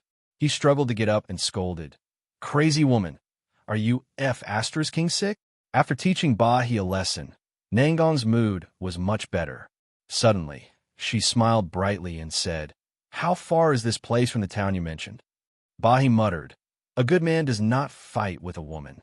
When I have the chance in the future, I will secretly drug you and then slowly torture you for revenge. Today, I will bear with it." Then Bahi got up and said with a cheeky smile, "We will arrive in another hour, but that town is not very safe. Anyway, it is a place that is not governed by the government and is surrounded by no man's land. We have to be careful. Have you seen the movie No Man's Land? It is similar to the place they met on the way, but there are more people there. Get in the car." Nangong shouted at Bahi and then took the lead to get in the car. She took the initiative to drive so that Bahi could rest for a while. Although she threatened him and taught him a lot, she had already regarded him as a friend. But if Bahi knew, he would rather not have such a friend. In Xian City, Qin Sheng left after having dinner at the Lin family. Yin Pan stayed to accompany the mother and daughter of the Lin family. At night, they still stayed at the Tsujiang Hyatt Hotel. Lu Changxi invited Qin Sheng out for a drink.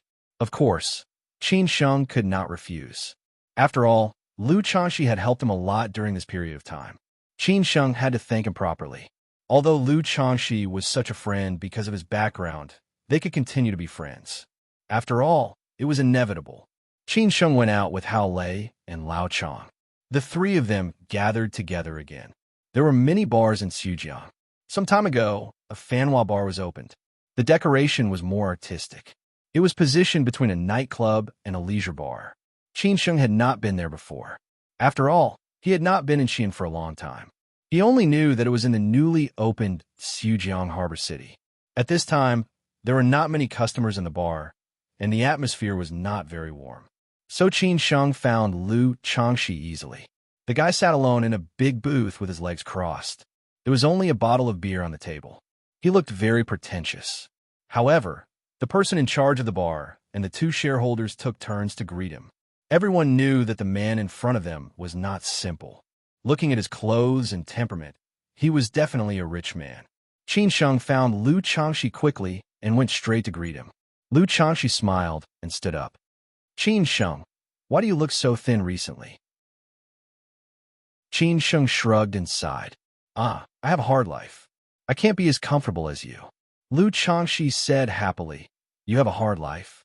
If you have a hard life, there are not many people in the world who have a good life. But correspondingly, the greater the ability, the greater the responsibility, and the greater the pressure. You are right. Qin Sheng could not refute. Lu Changshi laughed and then said hello to Hao Lei and Chang Baji. During this period, he had more contact with Hao Lei, and they were already familiar with each other. After all, Qin Sheng completely handed over the affairs of the Lin family to Hao Lei. Correspondingly, he also handed over those resources to Hao Lei. After everyone sat down, Lu Changshi asked the waiter to start serving the wine. The reason why he chose this place was that he invited someone to dinner at a restaurant not far away. Lu Changshi was too lazy to make trouble, so he came here. Coincidentally, the bar was also opened by his friend, so he just wanted to support him. They drank red wine for dinner. Lu Changshi did not want to mix alcohol, so he also chose red wine. The shareholders of the bar had already taken out their own wine collection and sent it over. Lu Changshi was not surprised at all and appreciated the gesture, but he still paid more later. Lu Changshi took the lead and said, I have inquired about Uncle Lin's matter through many channels. Basically, it has been settled. Although we encountered a lot of obstacles during this period, there are just some bad guys who are not worth mentioning. Qin Sheng said sincerely, I have to thank you, Brother Lu. You have worked hard during this period. Lu Changshi ate a piece of watermelon and looked at the beauties in the bar. He found that some of them were staring at them. He was afraid that they would treat them as prey. He smiled bitterly and said, Actually, I did not help much. It was mainly because the Qin family's relationship with the Supreme Court and the province worked. The biggest support for this case has long been destroyed. Naturally, there's not too much pressure. Qin Sheng picked up the wine glass and chuckled. Anyway, I still have to thank you, Brother Lu. Lu Changshi said happily, come on, let's drink together. After drinking this glass of wine, Lu Changshi said unhurriedly, Uncle Lin, you've come out now, but those people who were lucky enough to escape the storm will be scared. Now they're a little scared, afraid that you will settle accounts with them after the fall. What's more, you have targeted the Tan family and the Zhang family last time. These two families are not having a good time now. Qin Sheng snorted and said, You have to pay back what you owe.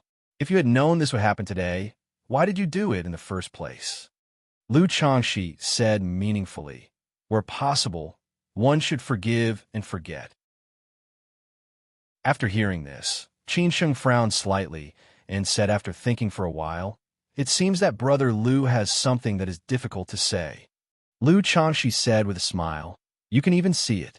In this case, Qin Sheng, I will not make fun of you. Just say it. Recently, there have been too many people looking for me, and I can't refuse some of them. I really have no choice. It seems that this matter has something to do with me. I can't put my face down, so I have to bite the bullet. Brother Lu, I understand. Qin Sheng responded very simply.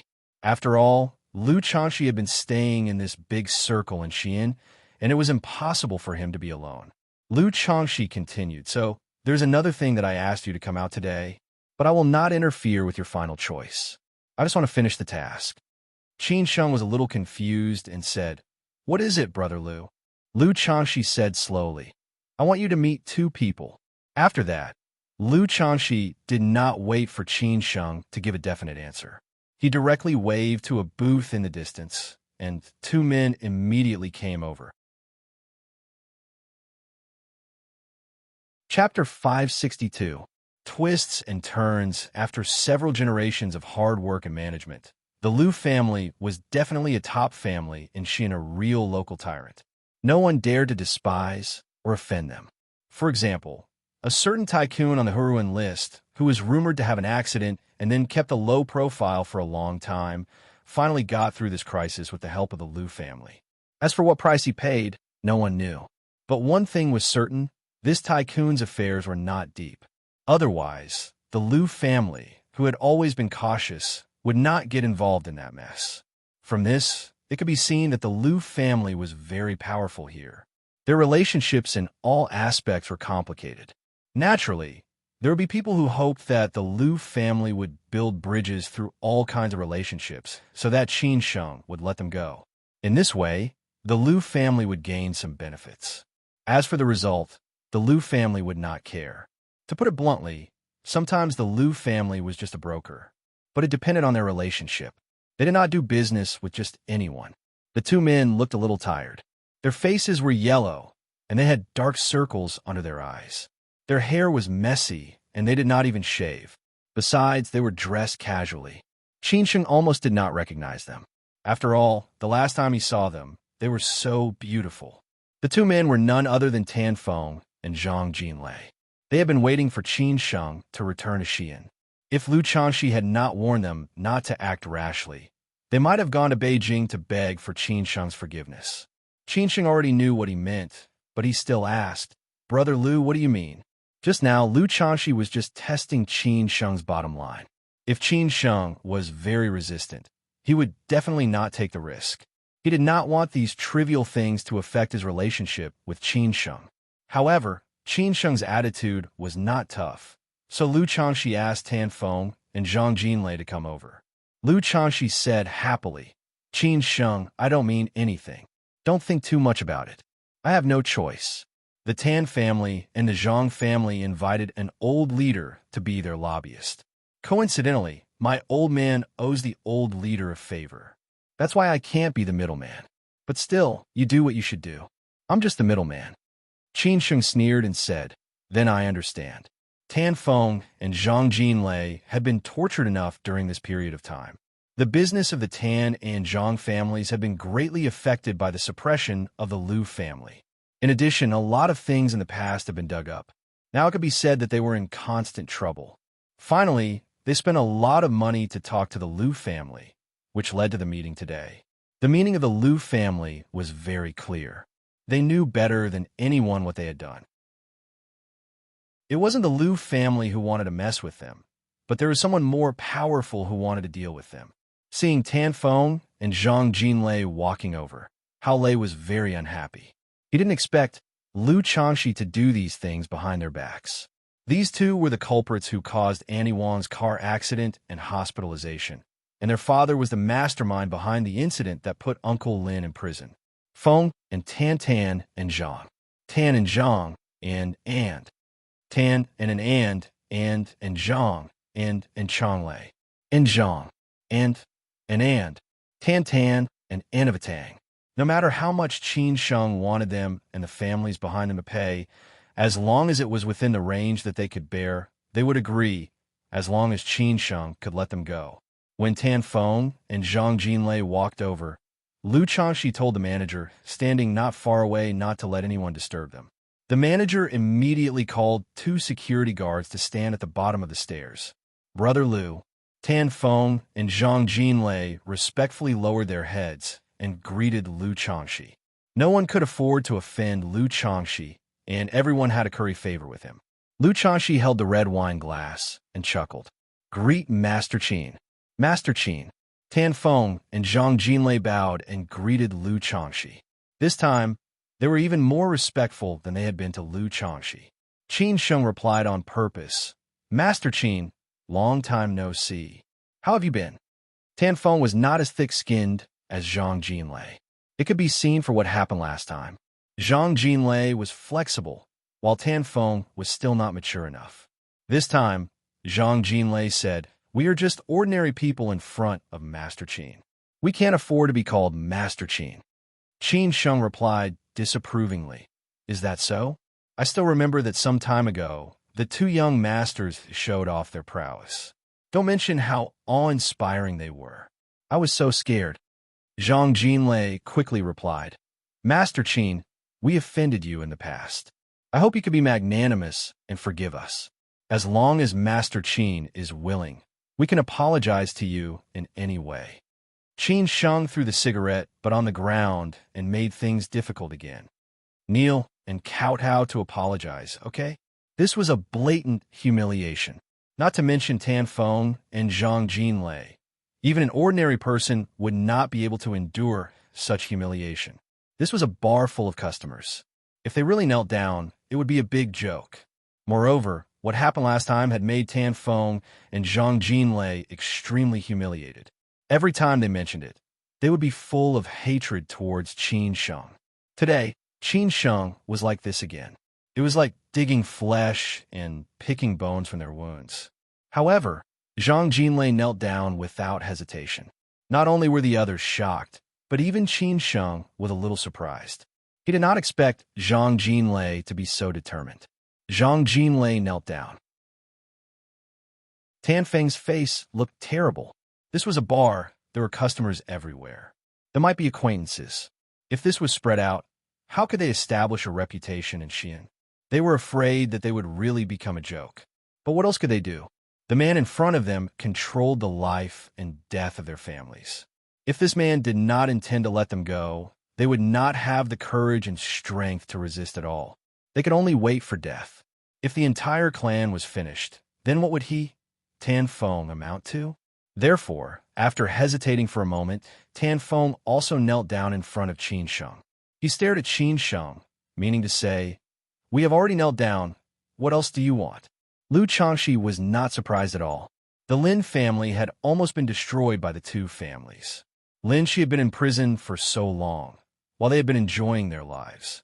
Now that Qin Sheng had returned, what else could they do other than do? Lu Changxi was not surprised at all. In Beijing, such a big storm, the Qin family could withstand it. Or their two families. Yo, I did not expect that you two young masters would kneel so firmly. I really have a whole new level of respect for you, Qin Sheng said sarcastically. Then he said, "Then tell me, what do you want from me today?" Hearing this, Zhang Jinlei and Tan Feng's faces changed. Their eyes were full of surprise, which meant that today's kneeling was worth it. It meant that Qin Sheng had the intention to let them go. Zhang Jinlei said directly, "As long as you can let us go, we are willing to pay any price." Willing to pay any price? After hearing this, Qin Sheng laughed and said, "Your so-called willing to pay any price is nothing more than money. It seems that for rich people like you, money can do anything. Unfortunately, you are wrong this time, because our family is richer than yours.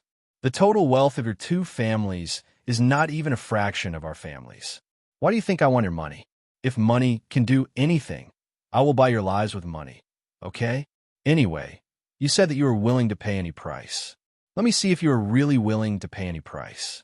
Qin Sheng's words made Zhang Jinlei and Tan Feng's hope, which had just been ignited, fall to the bottom in an instant. Qin Sheng's words were really arrogant, and he said such words in front of Lu Changxi. It seemed that as Lu Changxi had said, they were really nothing compared to Qin Sheng. Tan Feng gritted his teeth and said, "Master Qin, what should we do so that you will let us go?"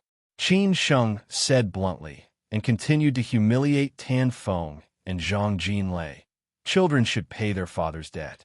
Unfortunately, no matter what you do, I will not let you go. Don't think too highly of yourself. I don't even care about your elders, let alone you. Zhang Jinlei's face was gloomy, and he did not say anything. No one could see his expression, but everyone knew that he was very angry. Qin Sheng humiliated them again, but he still did not intend to let them go. It seemed that he would not stop until one of them died. Tan Feng was more direct. He stared at Qin Sheng fiercely, as if he wanted to tear Qin Sheng into pieces. Qin Sheng squinted and said, "What? Do you hate me so much that you want to kill me? Similarly, I also hate you. In the past, when you were in power, you could toy around with the Lin family. Now that you've lost your power, you obediently admit defeat, thinking that you could be forgiven if you kneel and kowtow. But who will compensate for the pain that the Qin family has suffered? So, it's impossible for me to forgive you so easily. If you're not convinced, you can do whatever you want. I'm just afraid that you can't bear the price, because in my eyes, you're really nothing." Qin Sheng said the last sentence word by word, which was extremely heart-wrenching. Lu Changxi had seen Qin Sheng's arrogance, but he still did not feel sad or happy. This was the law of the survival of the fittest in this society. Didn't the Tan family and the Zhang family deal with the Lin family in the same way? They deserved all this, so they could not blame others. It was not that he would not say anything good to them. His task was just to be a middleman. Zhang Jinlei stood up slowly. This man was indeed a bit capable to be in such a position. To be honest, Tan Feng was not as good as his brother. Tan Feng also stood up. He was still so unwilling to give up. He wanted to kill Qin Sheng right now. However, he was very clear that what could he do? If he killed Qin Sheng, his whole big family would have to die with him. Qin Sheng's background was the most terrifying. Zhang Jinlei said calmly, "Master Qin, we are sorry for what happened in the past, so we can't blame others for what happened today." Uh-huh. Qin Sheng shrugged. Zhang Jinlei bowed slightly and said, "Master Qin, thank you." Then he said to Lu Changshi, "Brother Lu, thank you." After that, Zhang Jinlei was ready to leave with Tan Feng. At this time, Qin Sheng said, "Let your father come, we can talk about it." Chapter 563. Murder and plunder. Zhang Jinlei and Tan Feng had tried their best. However, Qin Sheng still did not intend to let them off. Obviously, they had come for nothing today. Even if they had established a relationship with the Lu family, it would be useless. Zhang Jinlei and Tan Feng had done their best. Zhang Jinlei and Tan Feng were extremely depressed and lost. Tan Feng hated Qin Sheng more and more, but he could not do anything to Qin Sheng. This kind of feeling was too suffocating and kept up. Although Zhang Jinlei also hated Qin Sheng, he felt more powerless. He had never felt this way in Xian, nor had he been in such a situation. Zhang Jinlei had never felt this way. Therefore, Zhang Jinlei was relieved. He couldn't continue to beg for mercy. If he did, he wouldn't have any backbone at all. But who would have thought that Qin Sheng would suddenly say this when they were about to leave? Zhang Jinlei and Tan Feng turned around and stared at Qin Sheng thoughtfully. They did not know what Qin Sheng meant. Could it be that if their fathers were here, there would be a chance to ease the tension? Whoever owed the debt should pay it back. You don't have the right to ask them to come to me. There's only one chance, and my patience is limited. Qin Sheng snorted coldly. After he finished speaking, he waved his hand, indicating that they could leave. Later, Qin Sheng figured out what had happened in the past. The two old bastards had set up a trap to frame Uncle Lin. Now that he had come back to take revenge, the two old bastards hid behind him and let their son deal with it. How could there be such a good thing in the world? Besides, it would be more interesting to meet these two old bastards. It would be more interesting than dealing with Zhang Jinlei and Tan Feng. After Tan Feng and Zhang Jinlei left, Lu Changshi said, somewhat embarrassedly, "Qin Sheng, it's been hard on you this time. I hope you can understand. I'll drink up." After he finished speaking, Lu Changshi raised his cup and drained it in one gulp. He had given Qin Sheng enough face so that Qin Sheng would not feel unhappy. Although Qin Sheng had some complaints about what had happened tonight, since things had come to this, he could only beat Lu Changshi at his own game. He could not really be angry with Lu Changshi. It was not necessary. "Let's drink up. Let's not talk about this." Qin Sheng patted Lu Changshi's shoulder and said with a smile. In the Gobi Desert in the northwest of Gansu, after driving for another hour, Nangong finally found the small town that Bach had mentioned. Rather than calling it a small town, it was more like a supply station in the vast Gobi Desert. There were only a dozen dilapidated buildings. Although the Sparrow was small, it had everything it needed. There were gas stations, supermarkets, restaurants, and hotels in this small town. However, it looked a little cold. After all, this was not a tourist route or a main road. Nangong drove the Land Cruiser to the door of the hotel and said, "It is not a good idea to stay here for the night and continue tomorrow." "Okay, but let's find a place to eat first." "I'm starving," Bach said, patting his stomach. This trip was really a torture. When he went to Beijing in the future, he must reward himself well. Nangong glared at Bahi. If not for the fact that only Bahi knew where Mr. Ding was, Nangong would never have brought this burden and naggy person along. He would have angered her to death along the way. Fade Inn, this name was really vulgar, but there was only one inn in the entire town, and there was nowhere else to go, so he could only make do with it. Nangong and Bahi walked into a shabby-looking hotel. At the front desk was a fat woman who looked to be more than 200 pounds. The woman was lying down with wavy hair and was holding 2 chicken drumsticks in her hands. Her hands are full of grease, and it was really unsightly. "Boss, do you still have a room?" Bach took the initiative to ask. The chubby woman didn't even raise her head. She only focused on eating the drumstick, as if someone wanted to snatch it from her. She snorted and said, "There's only one room left. 500 a night. Hot water is provided." Bach was surprised and said, "What? There's only one room left? This shabby place actually costs 500 a night? Why don't they just rob a bank?" 500 a night, if you want to stay or not. If you rob a bank, it's probably more than 500, young man. The fat woman looked up at Bahi and said with a face full of smiles. But the smile was really horrible. Coupled with the grease stains on her mouth, he almost vomited. Nangong didn't want to compromise and said to Bahi, "Get a room. I'll sleep on the bed and you sleep on the floor. We'll leave at dawn." Although hearing the word "get a room," Bahi knew that it was impossible for him to fantasize. He would definitely be beaten half to death by Nangong. Moreover, he was already very sleepy, so he retorted, Why do you sleep on the bed and I sleep on the floor? You're not my wife." Nangong stared at Bahi fiercely. It seemed that Bahi was going to suffer again. Bahi was unmoved, and there was no room for compromise. He didn't like this tomboy and didn't want to marry her. Moreover, he had been bullied by her many times, so why should he give in to her? The fat woman raised a drumstick and said with a face full of gossip, "What's wrong?" The couple quarreled. "Husband and wife, we should tolerate each other. It's not a big deal." "Who's quarreling with him, her?" Nangong and he shouted almost at the same time. The fat woman had a look of understanding on her face. She smiled and said, "Then are you going to stay or not? If you want to stay, hurry up and pay up. If not, get out of here as soon as possible. Don't disturb my business." Nangong stared at Bahi. If Bahi dared to say no, he would be beaten to death on the spot. So Bahi could only say the word "stay" in a weak voice. Nangong quickly took out 500 yuan for the fat woman. It was really a rare thing. Such a price could be used to stay in a 5-star hotel in many cities. What kind of environment was that? The fat woman took the money with her greasy hands and then took out the key from the drawer. She threw it to Nangong and Bahi and said, "The room on the far right on the 2nd floor is your room. There's a hot kettle inside, and the TV can only be watched by local channels. If you need anything, come downstairs and look for me." After taking the key, Nangong and Bach went upstairs to their room. The room had a heavy, musty smell. It was likely that no one had stayed in it for a long time. That fat woman really wanted to rip them off. Even if she wanted $1,000, Nangong would still stay here. The room was naturally very simple. There was only a big bed and 2 chairs, as well as an old TV. The two put their luggage on the bed and brought all their valuables with them. They were ready to go out for dinner.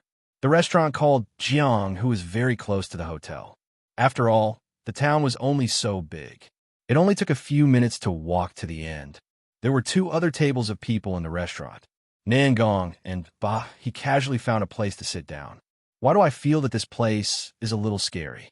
Everyone is a little weird. I heard that in this kind of unregulated place, there are often murders and robberies. Should we not stay here?" Bach muttered in a low voice because everyone was looking at them, including the 2 tables next to them. They did not look like good people and had a fierce look on their faces. He had heard many people say that murderers or those who ran for their lives like to come to this kind of place. Nangong said disapprovingly, "Let's eat." How could she not notice the strangeness of this place? From the moment she entered this place, she had been observing her surroundings, especially after entering the hotel.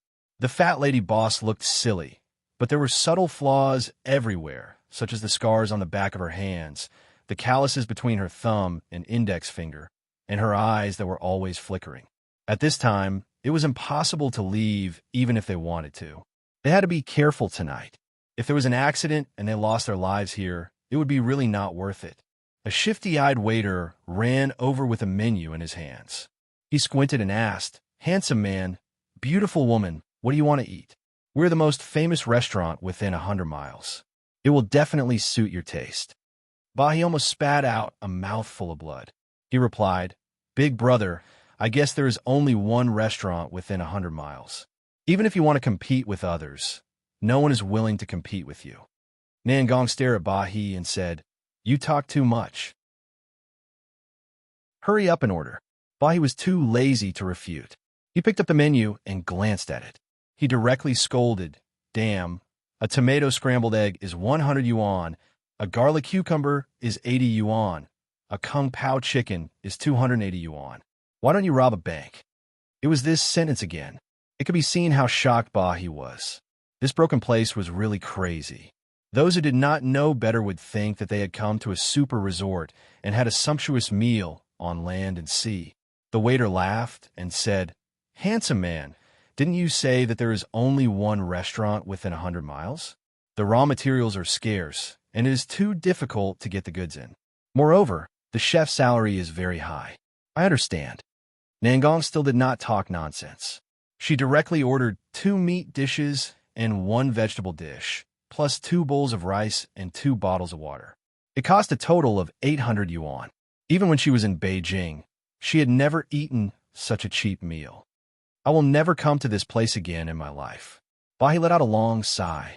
He remembered that it was not like this when he came a few years ago. Why was it so cheap now? It seemed that these people were not the same people from back then. Hence, Bahi became more and more suspicious. Although the restaurant was very cheap, the efficiency was not bad. It did not take long for 3 dishes to be served, and the taste was not bad. It was not as cheap as he had imagined. However, if they knew that the head chef had killed people before, they would be afraid.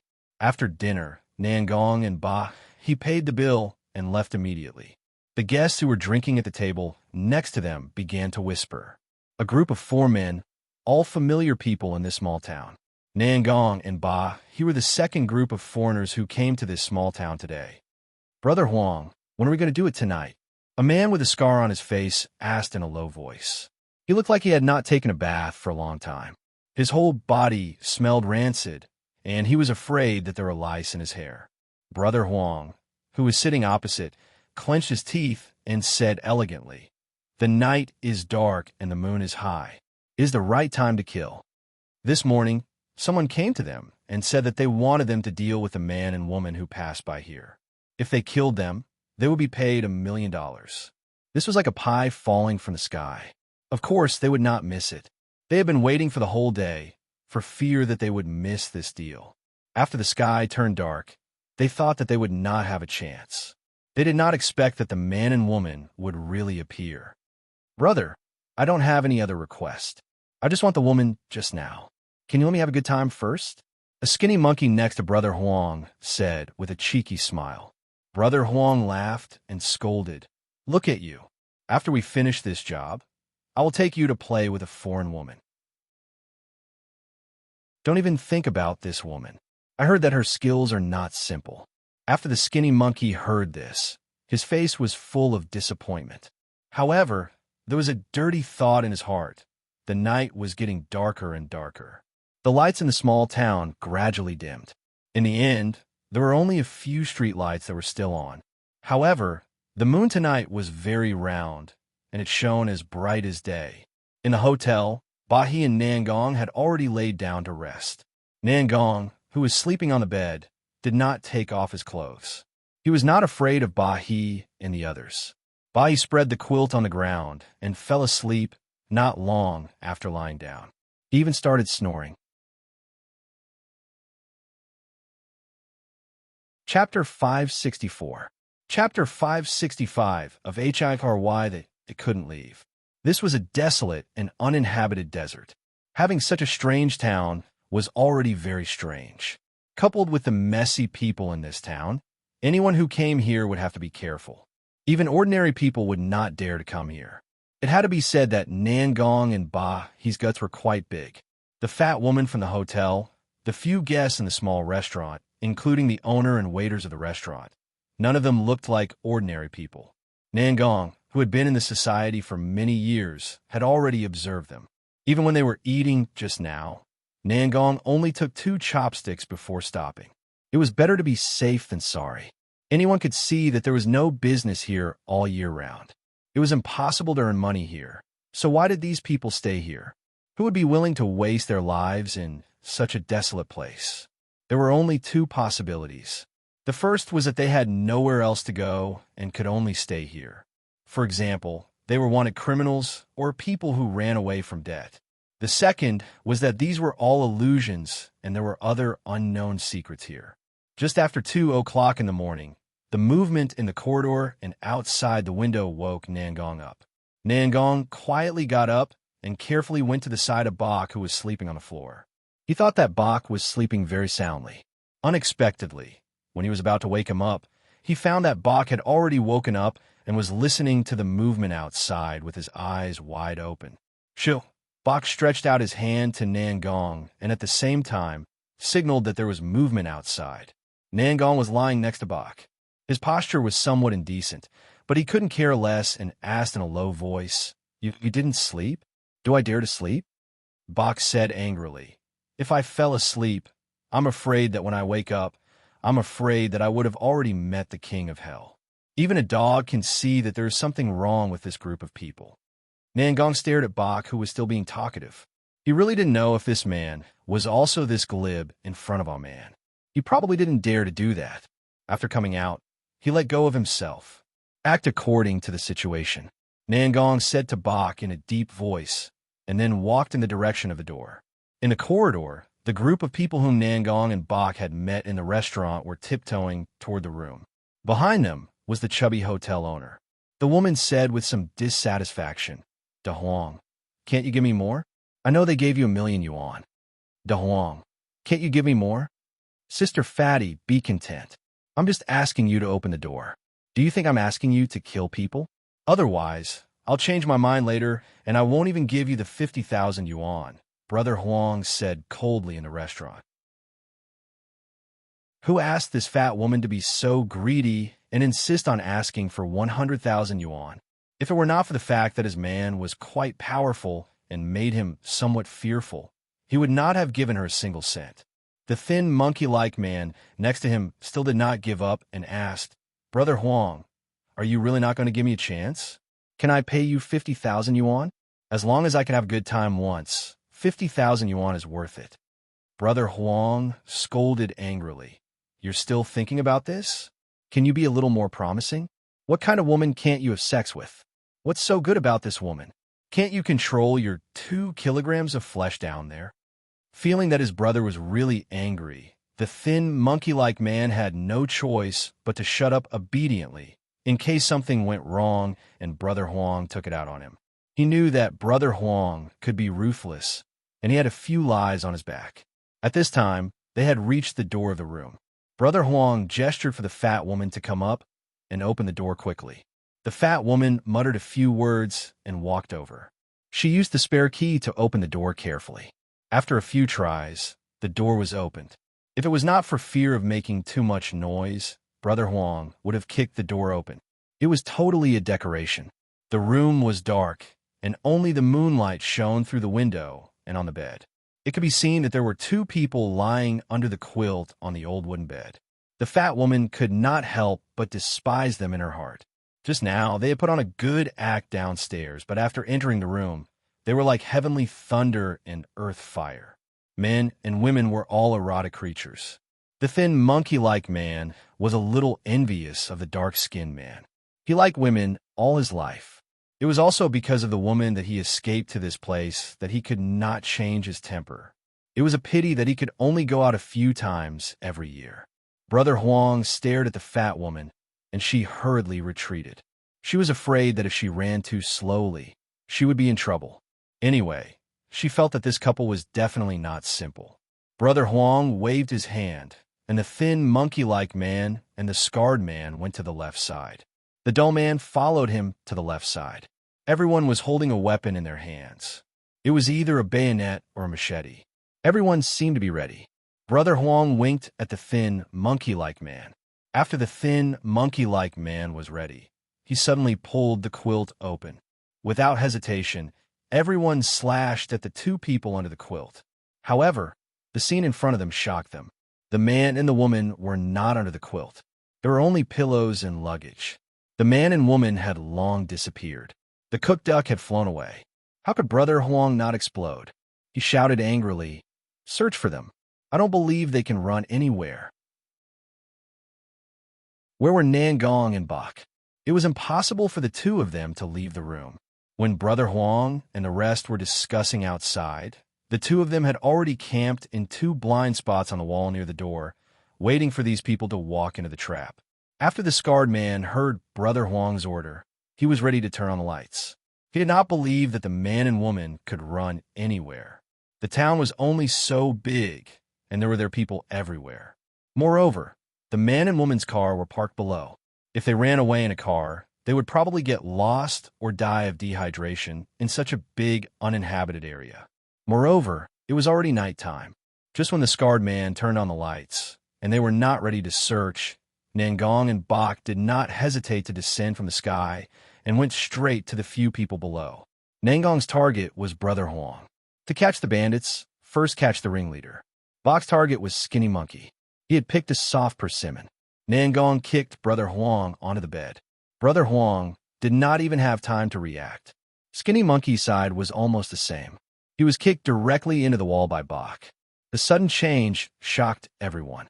Brother Huang, who had regained his senses, was ready to turn over and fight back. He did not expect to be tricked by these two foreigners. However, what greeted him was a punch.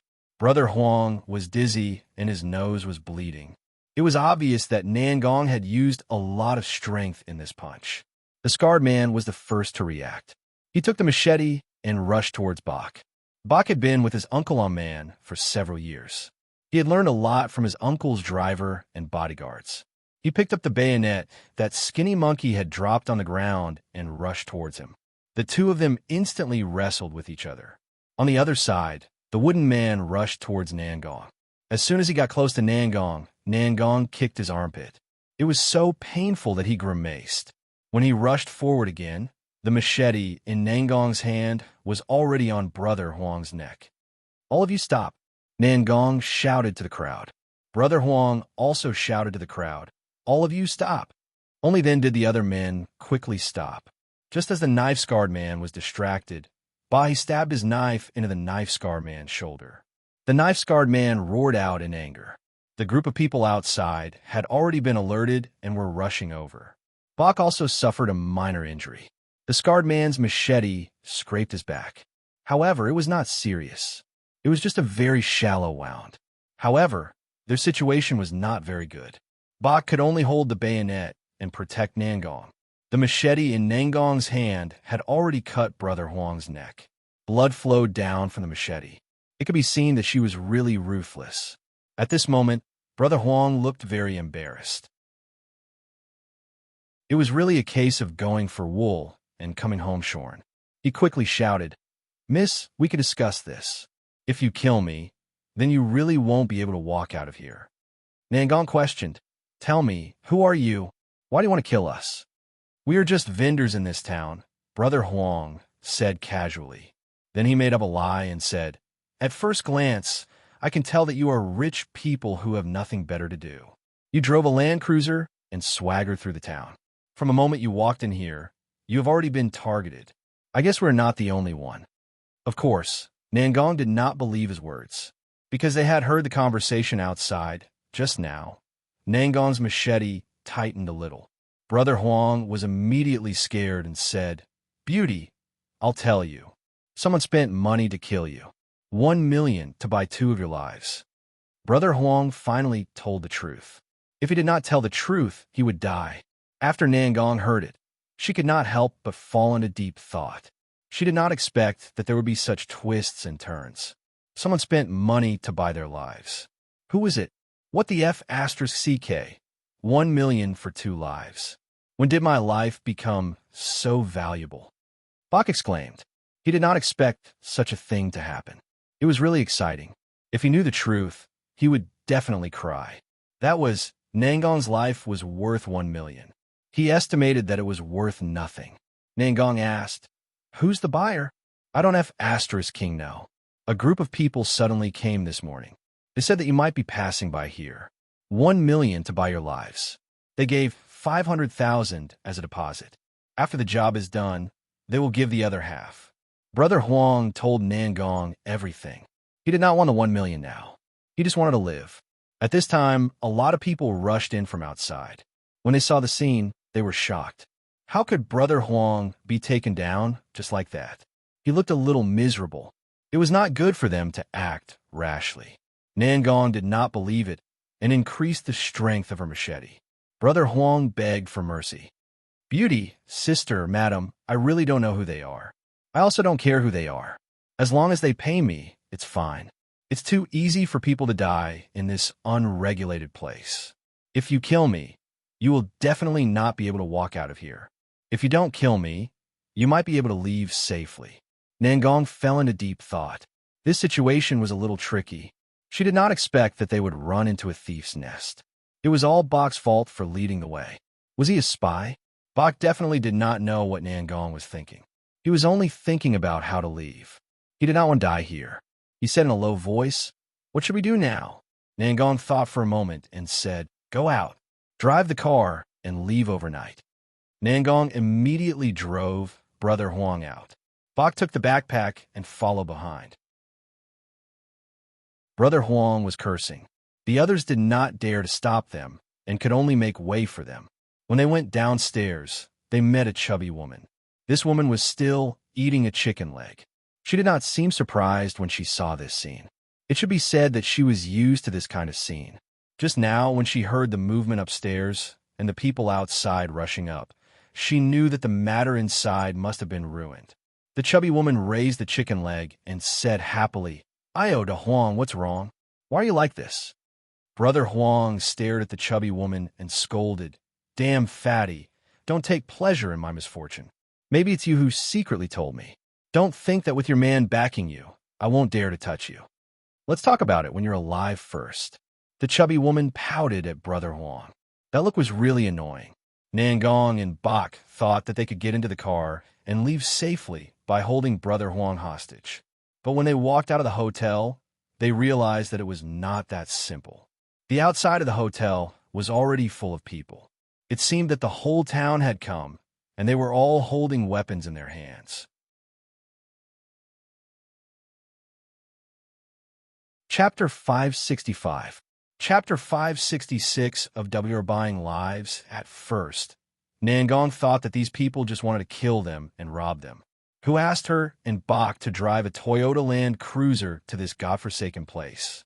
For these people, it was tantamount to sending sheep into a tiger's mouth. Anyone could see that they were rich people. If it didn't kill them, who else could they kill? If they missed this opportunity, there would be no more. How many rich people could come here in a year?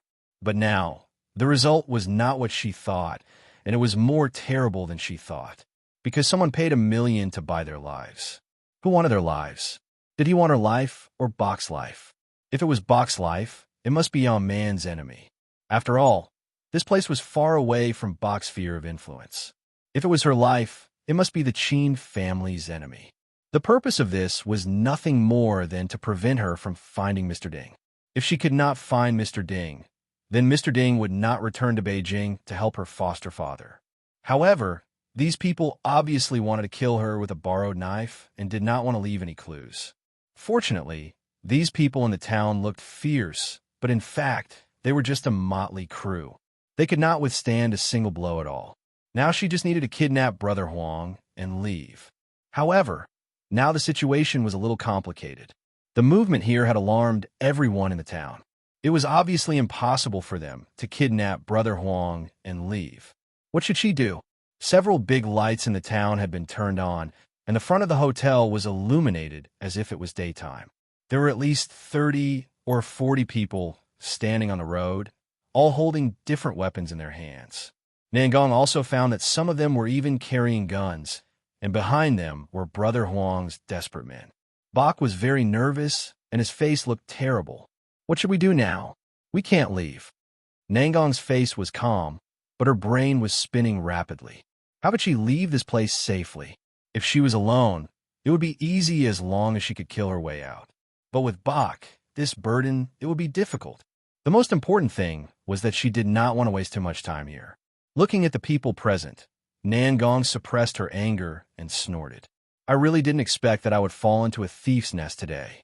An old man in his 50s slowly walked out from the crowd. The old man's body was stooped, and he looked a bit hunched.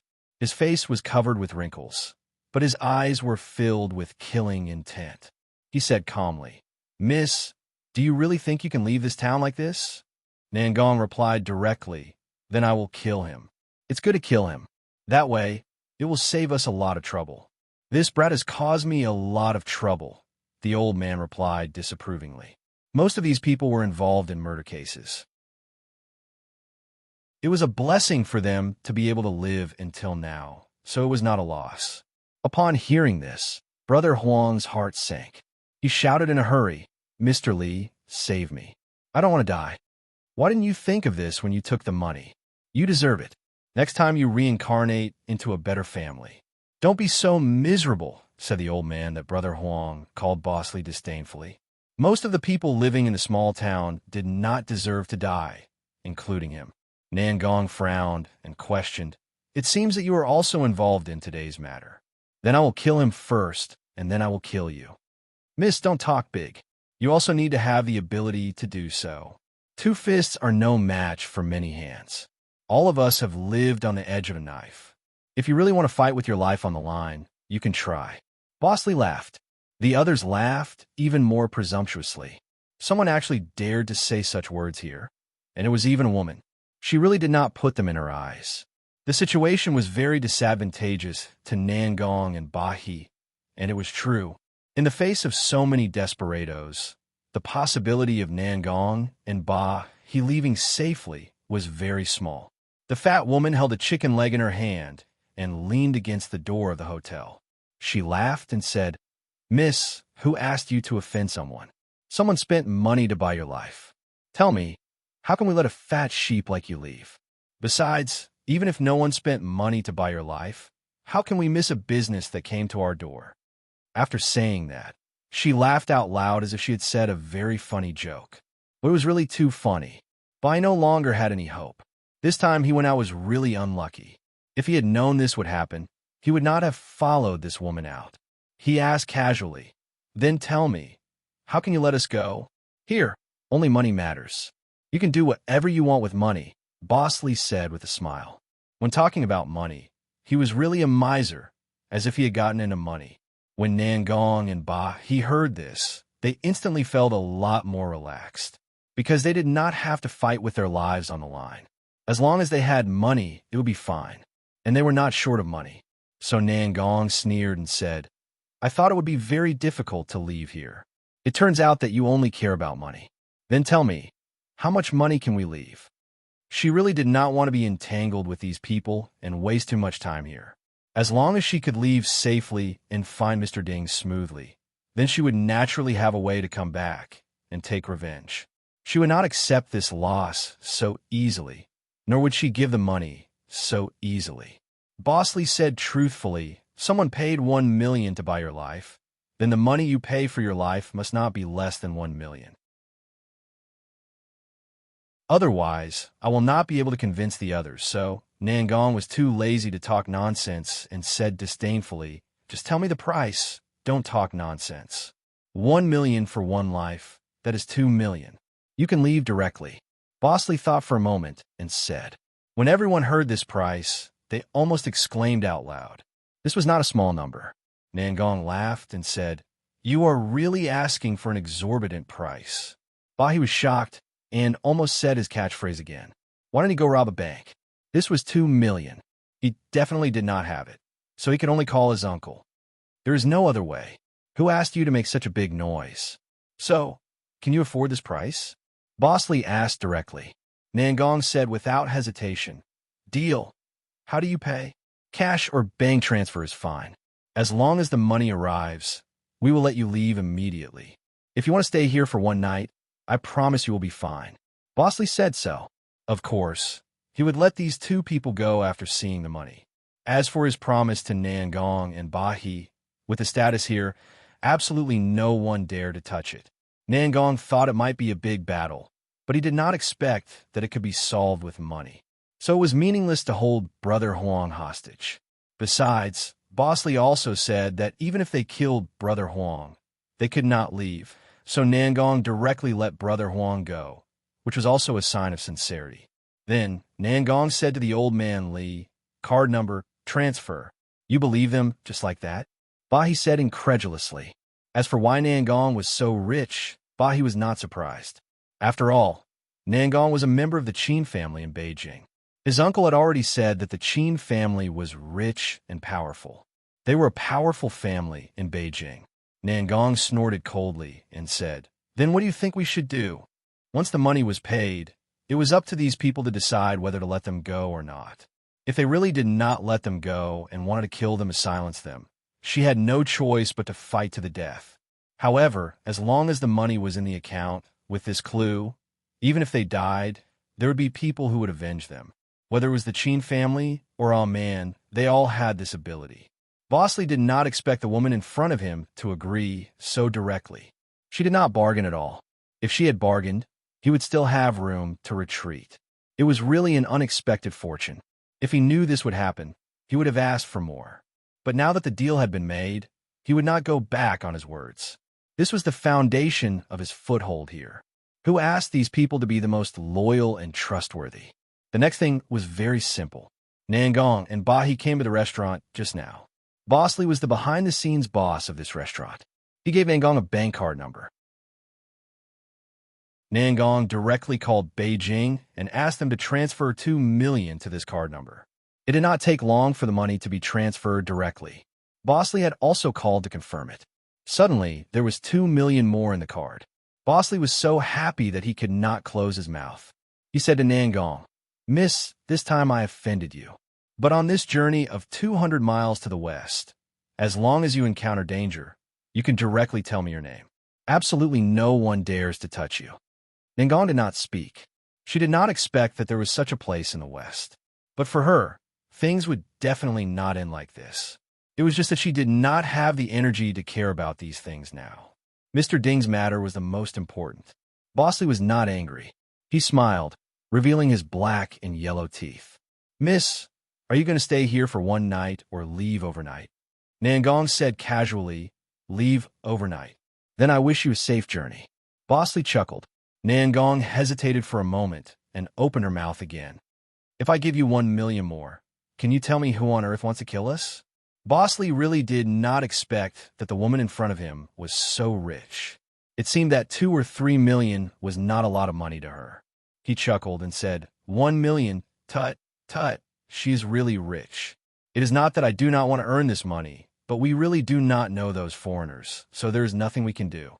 Nangong squinted her eyes, half believing and half doubting. She simply did not ask any more and directly prepared to leave with Bahi. Bosley and the others stood up to see them off. Brother Huang still had some resentment towards Nangong, but he did not dare to act rashly. It was not until Nangong and Bahi got in the car and left that the others returned to the restaurant to divide the booty. This woman was so rich that many people planned to kidnap her. But they also knew Boss Lee's way of doing things, so they did not dare to act rashly. As for whether this woman would come to take revenge in the future, they did not care. Anyway, after taking the money, they would run away for a period of time. After leaving the town, Bahi said somewhat indignantly, "They scolded us. Are we just going to let it go? 2 million, that is 2 million. What's more, they wanted to kill us." Nangong snorted coldly. "Mr. Ding's matter is more important. We will talk about it later."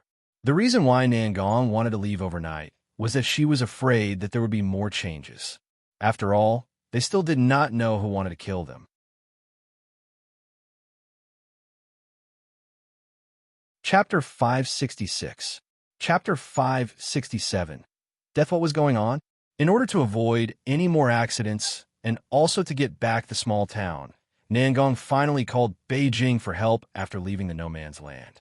In this way, after finding Mr. Ding, he could safely escort Mr. Ding back to the capital. If he couldn't find Mr. Ding, he would take these reinforcements back to the small town, and then he would have a good fight with them. A bright moon shone in the sky. Nangong drove quietly. After the crisis just now, Bok finally couldn't stand it anymore and fell asleep again. Nangong continued to drive forward. She didn't know what the result would be tomorrow.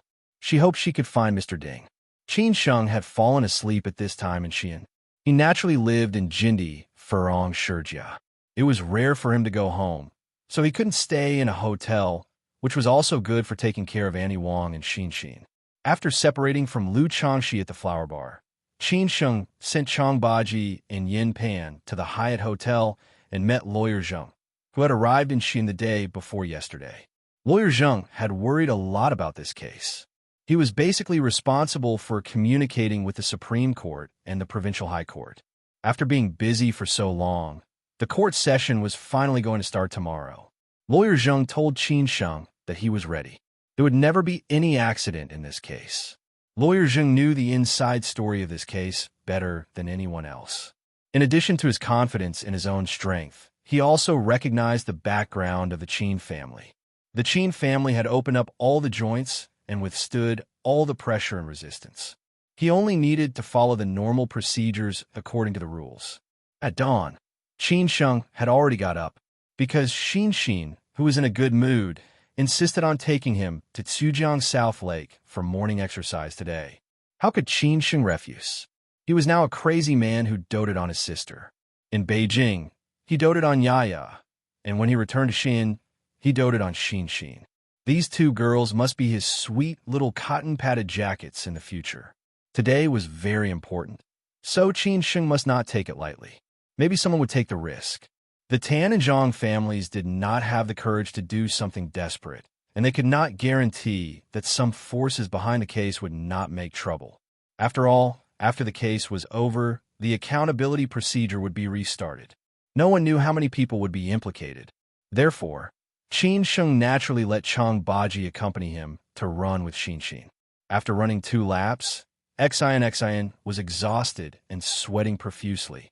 Qin Sheng laughed and said, "How long has it been since you last exercised? You still insisted on me running with you. Are you regretting it now?" Xin Xin wiped the sweat on her forehead with a towel and said coquettishly, "I regret it. If I had known that I would sleep late, brother, you wouldn't have persuaded me." Qin Sheng did not know whether to laugh or cry as he said, "When Uncle Lin's matter is over, you can go back to Shanghai. If you are free on the weekend, you can practice yoga, exercise, or swim." "No, I want to study hard and prepare for the postgraduate entrance examination." Xian clenched her fists and said firmly. Qin Sheng laughed out loud as he said, Okay, as long as you are happy. Anyway, as long as you are admitted as a postgraduate student in Qingbei, I will give you a big gift at that time." "Really?" Xian asked expectantly. Qin Sheng stroked her hair and said, "Why would I lie to you?" Xian pulled Qin Sheng's arm and shook it with a smile. "Brother, can you tell me what is in the big gift?" "I won't tell you now, but you will know in the future." Qin Sheng smiled and pushed the silly girl away. Then he said, "This time you will not be lonely when you go back to Shanghai. Your sister Ran Ran and sister Susu are now in Shanghai, plus your sister Bing Bing. On weekends, you can ask them to take you to eat, drink, and have fun." "Really, that's great," Xian said excitedly. She could imagine what kind of life she would have when she returned to Shanghai. It could be said that she would be loved by everyone. Needless to say, she was already very familiar with Sister Bing Bing and Sister Susu. Although she did not have much contact with Sister Ran Ran, she was her brother's biological sister, who would definitely be very good to her. Thinking about it, she was still a little expectant. When passing by the Tsujiang mansion, Qin Sheng remembered the days when he used to live in the Tsujiang mansion villa. He asked subconsciously, Xian, do you know who lives in our former villa now?"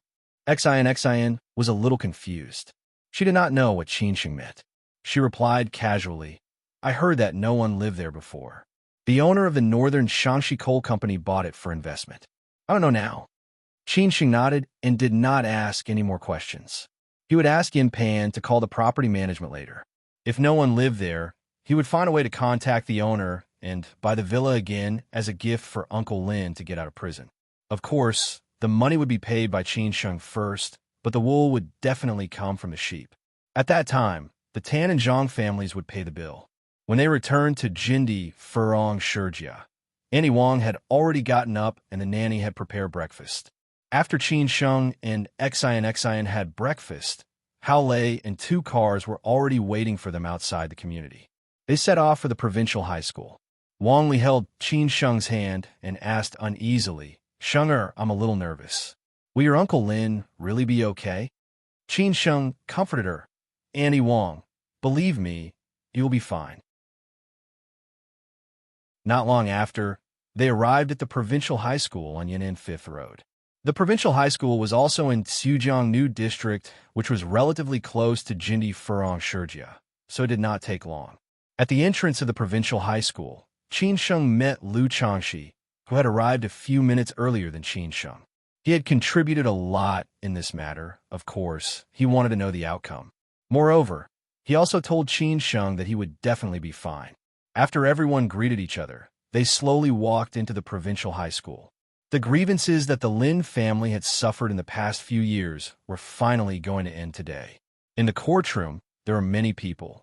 Many of them were relatives of the Lin and Wang families, as well as Uncle Lin's former friends, old acquaintances, and employees of the company. Qin Sheng was very familiar with many of them, but he did not have much contact with them after that. These people did not know the current Qin Sheng, so Qin Sheng just greeted them politely. However, there was no media present for this case. Obviously, they did not want to attract any attention. This might be a tacit understanding reached by several parties. Qin Sheng did not have any opinion on this. When the court was about to start, Qin Sheng did not expect that the Tan and Zhang families would actually send people over. However, it was not Tan Feng and Zhang Jinlei, but Tan Feng's younger brother, Tan Zhun, and Zhang Jinlei's brother-in-law, Wu Song. This was even told to Qin Sheng by Lu Changxi and Hao Lei. Under normal circumstances, the ones who would attend the trial today would definitely be Tan Feng and Zhang Jinlei. However, what happened last night had a great impact on them. Obviously, they did not want to have any contact with Qin Sheng anymore. Who asked Qin Sheng to humiliate them ruthlessly? Tan Zhun and Wu Song nodded at Qin Sheng and Lu Changxi from afar. Lu Changxi smiled and nodded in response, but Qin Sheng did not pay attention to them at all. Unless the elders of the two families appeared, he would only take them seriously. Otherwise, it was all nonsense. Regardless of whether it was Tan Zhun or Zhang Wusong, it was their first time seeing Qin Sheng. They were also young people, so they were more or less unconvinced by the arrogant Qin Sheng. However, they were only unconvinced and did not dare to do anything. "This is that Qin Sheng?"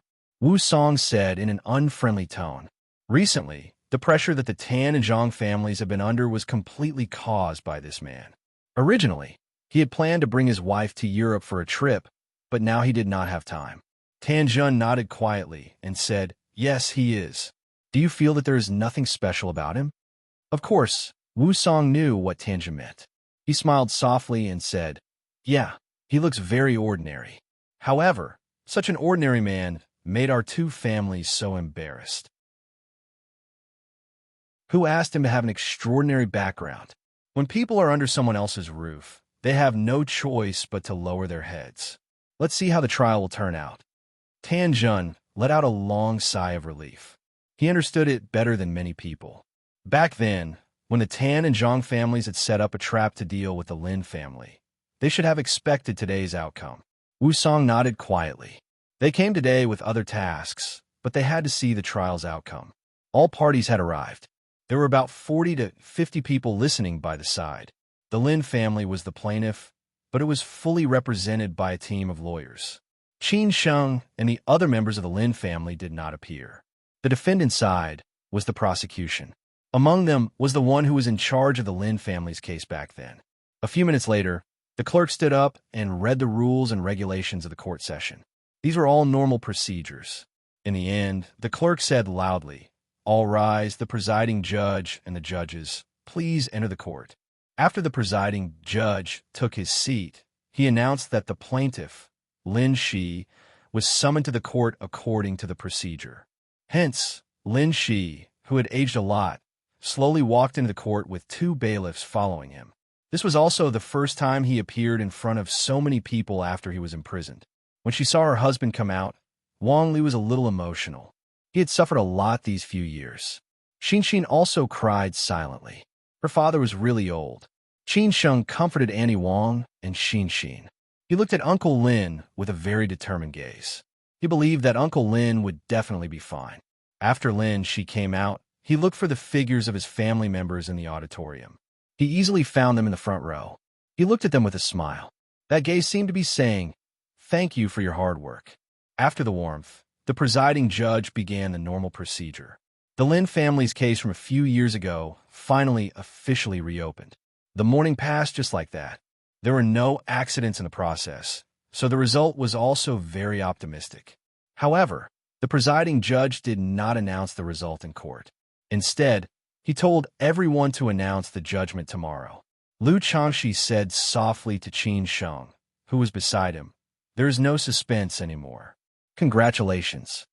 Thank you for your hard work, Brother Lu," Qin Sheng said politely. Then, Qin Sheng looked at Annie Wang and Xin Xin and said, "Auntie, Xin Xin, don't worry. Tomorrow, Uncle Lin will definitely be acquitted and released."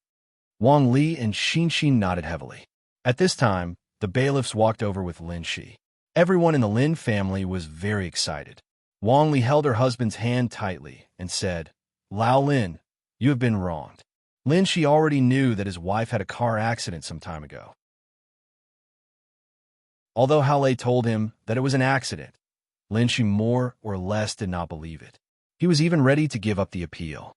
Fortunately, he was persuaded by Hao Lei. Xin Xin cried and said, "Dad, you will definitely be fine." After experiencing the ups and downs of life, Lin Shi took a lot of things lightly. For him, the most important thing was his family. So he chuckled and said, "I made you worry." On the side of the auditorium, Tan Zhen and Wu Song, who had witnessed the whole process, looked gloomy. It was basically the same as what they had expected. After all, the Liu family and the Qin family had used a lot of resources. No one could stop them. Moreover, this case was originally full of doubts back then. So today's result was not surprising. "Let's go," Tan Zhen said to Wu Song. The two looked at each other for a while and left with a bitter smile. When Qin Sheng and the others came out of the high school, Tan Zhen and Wu Song, who had been waiting outside, walked over slowly. The faces of Qin Sheng and the others changed slightly. Lu Changxi seemed to have already guessed what was going on. Qin Sheng squinted and asked, "What's the matter?" Tan Zhen said truthfully, "Young Master Qin, do you have time tonight? Our father wants to see you." "Oh, so that's what happened."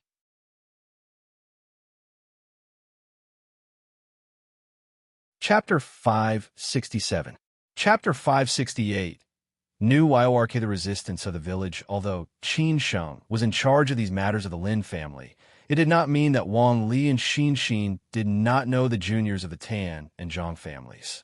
Just now in the courtroom, when Tan Zhen and Wu Song greeted Qin Sheng and Lu Changxi, Wang Li and Xin Xin's expressions were not right, and their eyes were full of anger. Back then, the relationship between the Lin family and the Tan and Zhang families was very good. Although it was not that kind of friendship, it was still relatively close. When the Lin family was in trouble, Wang Li and Xin Xin often dealt with them, the initiators. At this moment, seeing Tan Zhen and Wu Song, Wang Li and Xin Xin were very angry. After all, the situation of the Lin family today was completely caused by the Tan and Zhang families. They were the main culprits. Moreover, Wang Li's car accident was also completely caused by the Tan and Zhang families. It was just that Qin Sheng did not tell her the truth. "What are you doing here? My family does not want to see anyone from your two families," Xin Xin directly rebuked. Xin Xin, who was angry, was very fierce. She did not look like her usual cute appearance at all. Although Wang Li was also very angry, now things were all handled by Qin Sheng. So she pulled Xin Xin to the back and said, "Xin Xin, let your brother handle it." Xin Xin's face was full of grievances, especially when she saw that her father had aged so much in the courtroom. His head was already full of silver hair. Her heart felt like it was being pierced by needles. She hoped that her father could come out sooner. Qin Sheng touched Xin Xin's hair and comforted this silly girl. Then he said to Tan Zhen and Wu Song, "I will set the time and place. Wait for my news." "Thank you, young Master Qin. Then we will not disturb you first," Tan Zhen said politely. After Tan Zhen and Wu Song left, Xin Xin's emotions had not recovered yet. Qin Sheng put his arm around Xin Xin's shoulder and said, "Silly girl, you have me. I will get back all the grievances and pain you have suffered. Xin pouted, turned around and hugged Qin Sheng, crying softly. This made Qin Sheng very distressed. He could only hurriedly comfort this silly girl. After Xin finally stopped crying, Qin Sheng looked at Lu Changxi, who had not left, and said, "Brother Lu, do you want to join the fun tonight?" "Sure. I have nothing to do anyway." Lu Changxi agreed readily. After sending Annie Wang and Xin back to Jindi Furong Shijia, Qin Sheng went to the Hyatt Hotel with Hao Lei and the others to talk about today's trial in detail with Lawyer Zheng. At least they, who had witnessed the whole process, felt that things went much smoother than they had imagined. Lawyer Zheng's team was top-notch. Since they had a lot of business dealings with the Chang and department, Lawyer Zheng could be said to go all out on this case. The whole team was the core backbone of a law firm. He was very clear about the importance that the Qin family attached to this case. After all, Qin Sheng was not a professional. Lawyer Zheng analyzed the process of today's case for him and also helped to clear up a lot of doubts that Qin Sheng did not understand. He was very optimistic about tomorrow's result and was almost certain to be released in court. When he walked out of the hotel, Qin Sheng let out a long sigh. Uncle Lin's matter had finally come to an end. Uncle Lin was finally going to end his life in prison for the past few years. As for how Uncle Lin would choose after he was released, Qin Sheng would not interfere. He would only support him. "Go to the foot of Zhongnan Mountains," Qin Sheng said to Chang Baji and the others. Zhang Yong had returned to Xin a few days ago, and at the same time, the charity team selected by Xiao Yusin came back with him. These days, they had already started to work. They were in contact with the village committee and understanding the details of the village. Qin Sheng was a little pressed for time. He originally planned to go there after Uncle Lin's matter was over, but just now he received a call from the old man. The old man wanted him to go to a place on the border of Gansu and Xinjiang as soon as possible after finishing his work in Xi'an. Nangong, who had been looking for Mr. Ding, was in danger. This made Qin Sheng very shocked. Then he remembered that he had not seen Nangong for a long time. It turned out that the old man had sent him to carry out a task. Therefore, Qin Sheng had to shorten his trip in Xi'an. He could only find time to go back to the old village today. After tomorrow's verdict was over, he would go there in the afternoon with Chang Baji and Hao Lei, hoping that they could catch up. On the way to the foot of Zhongnan Mountains, Qin Sheng first called Nangong, but the call did not go through. This made Qin Sheng even more worried. In fact, Nangong and Bahi, who had left overnight, were now lost, and there was no signal at all. The funniest thing was that Nangong and Bahi were lost, and the group of people who were following them and looking for a chance to get rid of them were also lost. This was interesting. At the foot of Zhongnan Mountains, when Qin Sheng arrived at the old village with Chang Baji, Hao Lei and Yin Pan, Zhang Yong and Xiao Yusin's team were already waiting at the old house of the Qin family. At the same time, a group of people from the village committee were also waiting for them. Qin Sheng basically knew all of them. What surprised Qin Sheng was that the old house had been completely changed after not returning for a long time. Whether it was the inside or outside of the house, it was cleaned and there was no longer a trace of desolation. Even the 3 bungalows had been repaired. At the same time, the old wall outside the old house had been demolished, and a few workers were building a new wall. What surprised Qin Sheng the most was that the dirt road leading to the main road of the village outside the old house was being paved with cement. The construction had already started. Qin Sheng did not know who did this. Could it be Zhang Yong? If it was really Zhang Yong, then Qin Sheng was a little disappointed. He asked Zhang Yong to be in charge of this matter just to contribute to the village. He did not want Zhang Yong to spend money on these projects. This old house had been completely abandoned, and no one would live in it anymore. It was useless to repair this house. It would be better to spend the money on other things. As soon as Qin Sheng got out of the car, those people had already surrounded him. Zhang Yong originally wanted to introduce these people, but a middle-aged man in a gray short-sleeved shirt who was walking at the front stretched out his hand and said, "Oh, Qin Sheng, I finally meet you. Do you still remember me? I'm Sixth Uncle." The middle-aged man had a big belly and was a little bald. When he smiled, he showed his big yellow teeth. In short, The first impression he gave was not very good. Qin Sheng searched his memory and finally remembered who he was. He said politely, "Oh, sixth uncle." Sixth uncle patted Qin Sheng's shoulder and laughed. "I didn't expect you to be so successful now. If Zhang Yong did not tell me, I would not have believed it. When you came back during the spring festival, I didn't see you in the city. Today, I finally meet you." Zhang Yong was very good at observing people's expressions. He could tell that Qin Sheng was a little angry. He had to explain, "Brother Qin, sixth uncle is now the secretary of our village committee." After saying that, he looked at another, slightly younger man who was about 35 or 36 years old and said, "Brother Zhao, you met him during the spring festival. He is now the director of our village committee." Brother Zhao was dressed in a white shirt and trousers, looking gentle and refined. He looked at the Mercedes-Benz behind Qin Sheng and the beautiful secretary, Yin Pan, and chuckled. "Little Qin, you're really promising. If Master Qin knew about this, he would definitely be very happy." Just as Zhang Yong was about to introduce the last man, who was dressed in fancy clothes, the man directly walked over and gave Qin Sheng a punch. He shouted in a very sociopathic manner, "Hey, big boss Qin, I haven't seen you for a few years, but you have become so rich. Do you remember me, your childhood friend?" Qin Sheng squinted and said, "How can I not remember, Lu Chong? Not bad, not bad. You didn't forget me after you became rich." Lu Chong laughed. Then he looked at Yin Pan with a wretched smile and said, "Is this Beauty your girlfriend?" Hearing this, Yin Pan blushed slightly and felt a little embarrassed. Qin Sheng explained, "This is my secretary, Yin Pan." "Tut tut, such a beautiful woman turns out to be your secretary. The big boss is really different. Don't they say that if there is something to do, the secretary will do it? Lao Qin, are you the same?" Lu Chong said deliberately. After saying that, he laughed as if he had said a very funny joke.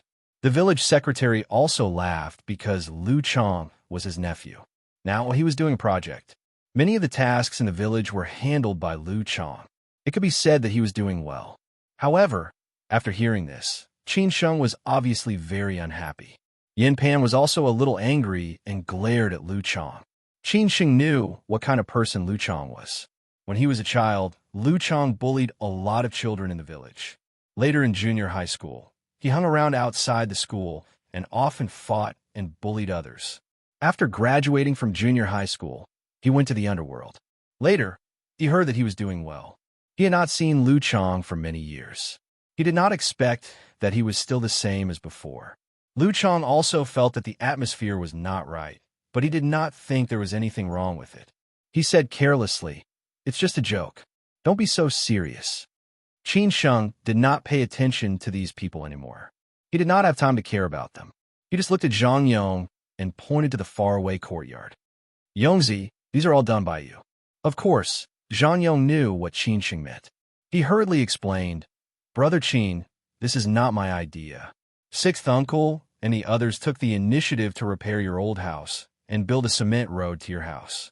Qin Sheng said directly, "Who will pay for this?" Hearing this, sixth uncle said happily, "Qin Sheng, you don't have to worry about this. Of course, the village committee will pay for this. You have donated more than 1 million yuan to our village. It is reasonable for the village to repair your house and road." Hearing this, Qin Sheng did not say anything more. He was not so pedantic. In a place like the village, the secretary of the village committee was the one who could cover the sky with one hand. If the power of the clan was strong, no one dared to provoke them. Therefore, in order for Zhang Yong and the others to work in the village smoothly, Qin Sheng was not willing to offend the village secretary. He could only say, "Thank you, sixth uncle." "You're welcome," sixth uncle said casually. At this time, Qin Sheng looked at the team sent by Xiao Yusen. The person in charge was a man in his 30s. He was dressed very cleanly and looked a little bookish. "Are you Lei Yu?" Qin Sheng said in a very amiable manner. Lei Yu said nervously, "Hello, Chairman Qin. I am Lei Yu. This is my team." How could Lei Yu not be nervous? He usually only contacted the leaders of the charity foundation. The charity foundation was originally a peripheral business of the group. This time, Mr. Xiao, the person in charge of the board office, directly went to the charity foundation and said that the new chairman of the group needed help, so the charity foundation recommended him. At first, Lei Yu did not know the identity of the new chairman. When he met Mr. Xiao, he actually knew that the new chairman was the young master of the group, the son of the chairman, which shocked Lei Yu. Therefore, Lei Yu was very nervous when he saw Qin Sheng for the first time. When Qin Sheng was about to talk about something in detail with Lei Yu, sixth uncle interrupted abruptly. Qin Sheng, why don't we go to the village committee? We also have something to talk to you about. Qin Sheng thought about it. He always felt that these people must have something to ask of him. So he said, Sixth uncle, you don't have to be so polite. What's the matter? Just say it. Sixth uncle said bluntly, it's nothing. It's just that you're going to donate to the village. I think the village committee should be responsible for the money.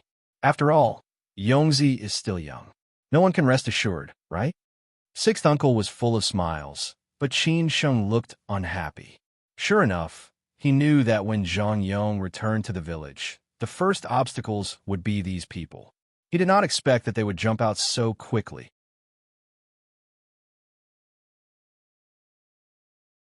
Chapter 568.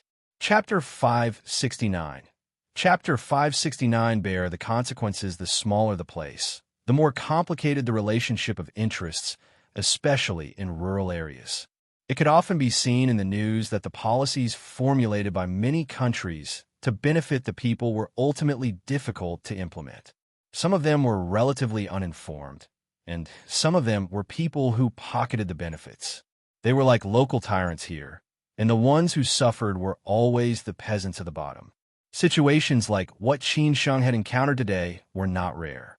Therefore, from the very beginning, Qin Sheng had not planned to hand over the money to the village.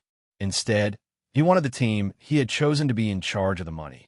Otherwise, he really did not know how much money would be left after the 1 million or so reached the hands of the villagers who needed it. However, Qin Sheng did not expect that when he did not intend to give it to them, these people directly came over to ask for it. They were really shameless. No wonder they took the initiative to build houses and roads for their family. It turned out that they had such a purpose. On the way, Qin Sheng had told Hao Lei about this. After listening to sixth uncle's words, Hao Lei, who had been silent all this while, could no longer sit still. He said bluntly, Sixth uncle, I was wondering why you wanted to build a house and a road for Qin Sheng's family. It turns out that you wanted to ask for money. Hearing Hao Lei's words, the sixth uncle's face was full of smiles. As an old fox who had lived in the village for so many years, of course, he would not get angry. He said with a smile, You're too serious. I'm just telling the truth. After all, it's not a small amount of money. Yongzi has been working outside all year round and doesn't know the situation in the village well. I'm afraid that he can't convince the people. Lu Chang glared at Hao Lei angrily. He did not take Qin Sheng and the others seriously at all. This was the village, and the Lu family had the final say. No matter how well you did outside, you had to keep a low profile when you came back. However, Zhang Yong was probably the most relaxed one. Ever since he returned to the village with the news and funds, he had already been targeted by the people in the village committee. More than 1 million was definitely not a small amount, and these people could easily swallow a lot of it. Zhang Yong's biggest backer was definitely Qin Sheng. However, when he returned to the village, Qin Sheng could do nothing about it. He had to face these things alone.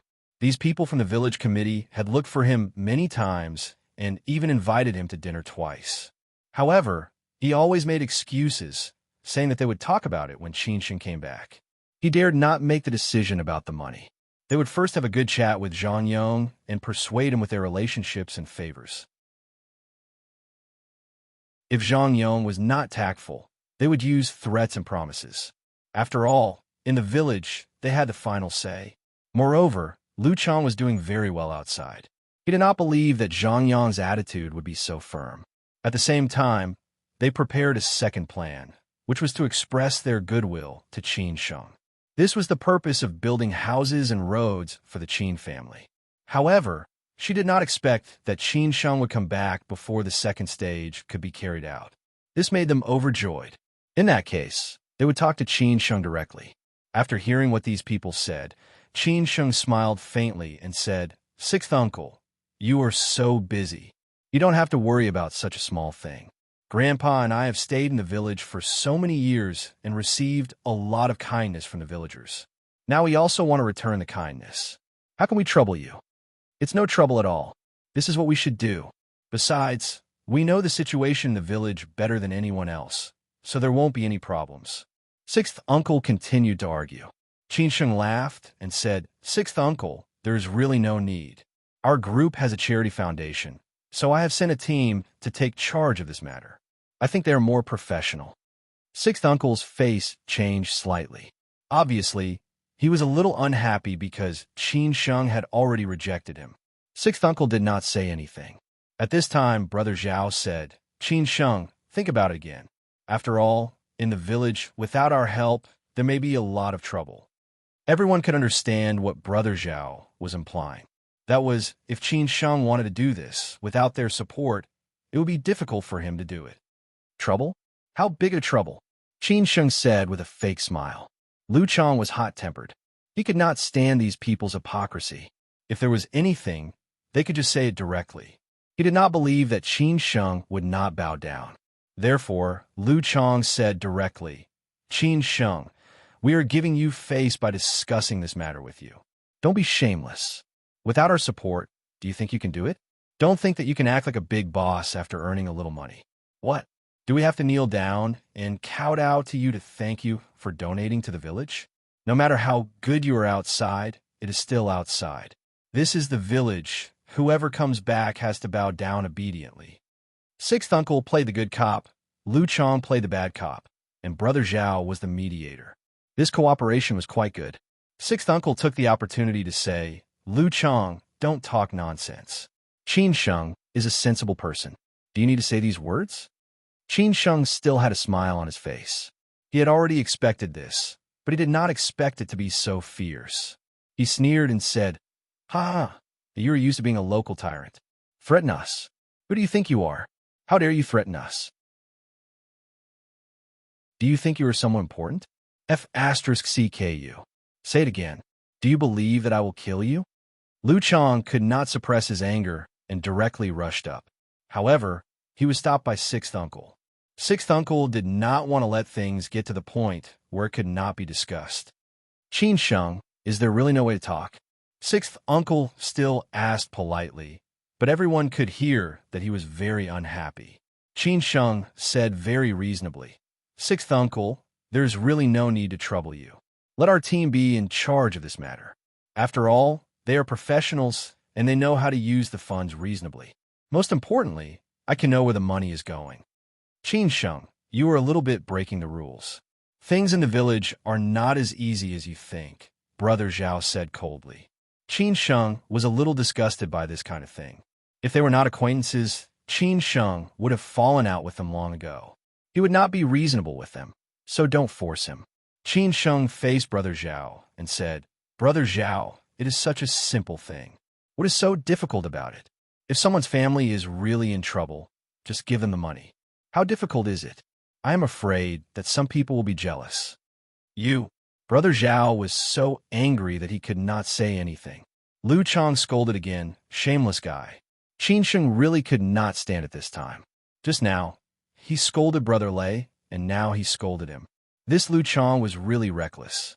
Did he really think that he was the Qin Sheng in the past? Or did he think that he was doing very well?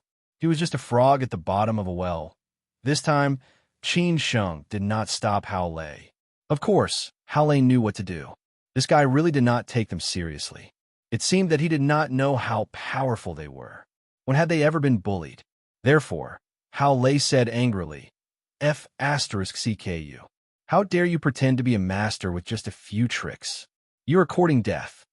After that, Hao Lei directly rushed up and grabbed Lu Chang, who was talking without thinking, and gave him a punch without hesitation. In an instant, Lu Chang was knocked down. Lu Chang did not expect that Qin Sheng would dare to hit him. This was his territory, so he did not guard against it. The scene exploded in an instant. The workers who were working were all watching the show. Many of them were villagers. They did not expect that someone would dare to challenge the status of the Liu family in the village. The sudden change made sixth uncle and brother, Zhao, turn pale. After all, they were small noses and small eyes. They had not really seen the big world. Sixth uncle was very angry and said, "Qin Sheng, what do you want to do?" Qin Sheng said calmly, "Sixth uncle, you have to discipline Chong well. Diseases come from the mouth, and misfortunes come from the mouth. Don't think that you can be lawless in the village." If some people want to deal with him, it is as easy as pinching an ant to death. He did not have time to talk nonsense with these people. Sixth uncle was completely enraged by Qin Sheng. He originally wanted to get more than 1 million yuan to the village committee and then embezzle some money from it. However, he did not expect that Qin Sheng's attitude would be so tough. He actually dared to hit an adult. He did not take him seriously at all. With so many people watching, sixth uncle was embarrassed. Therefore, sixth uncle was angry and said, "Qin Sheng, don't think that you can come back to the village after earning some stinky money. I have a final say in this village." At this time, Liu Chong had already climbed up and scolded, "F***CKU.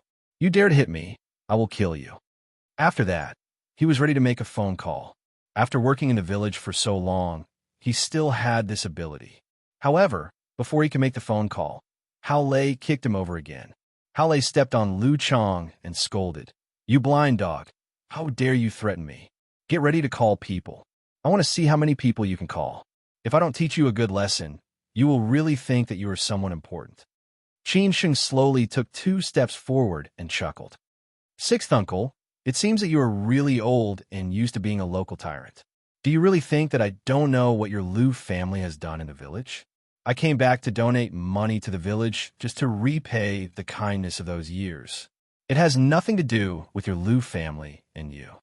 You are just a small village party secretary. Do you really think that you are the king? I call you sixth uncle because I respect you. If I don't respect you, you are nothing. How dare you stop me? Aren't you afraid of being laughed at? You. Sixth uncle was so angry that he was a little incoherent. These people deserved to be taught a lesson. They were used to being big shots. The villagers did not dare to offend them, but it did not mean that Qin Sheng did not dare to offend them. Because in Qin Sheng's eyes, they were nothing. The reason why Qin Sheng's attitude was so firm this time was that he did not need to stay here. However, Zhang Yong and Lei Yu's team still had to work here.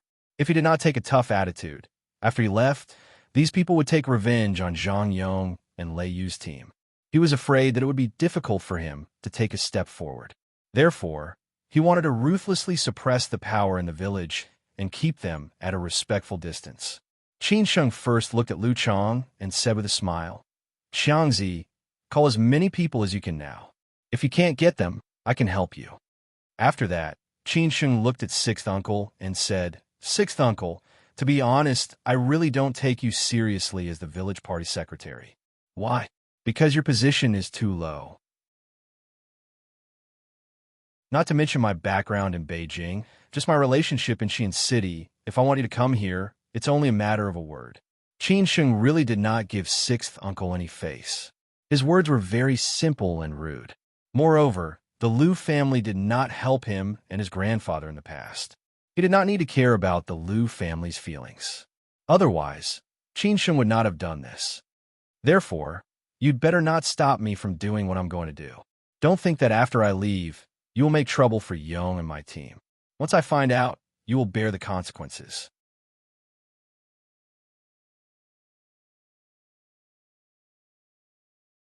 Chapter 569. Cannot afford to offend whether it was a big city or a small place. It was not easy. Qin Sheng's attitude was so resolute that he completely shed all pretenses of cordiality and did not leave himself any leeway.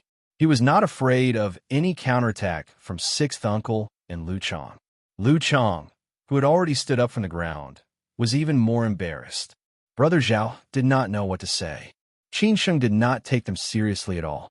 Obviously, the way they handled it was wrong. Their plan had been ruined, and they did not know how to end it. If one had the strength to act cool, he would be awesome.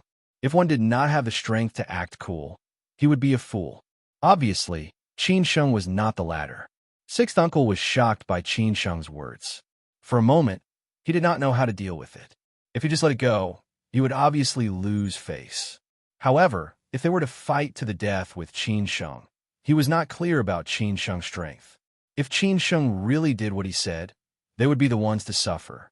Qin Sheng did not pay attention to them.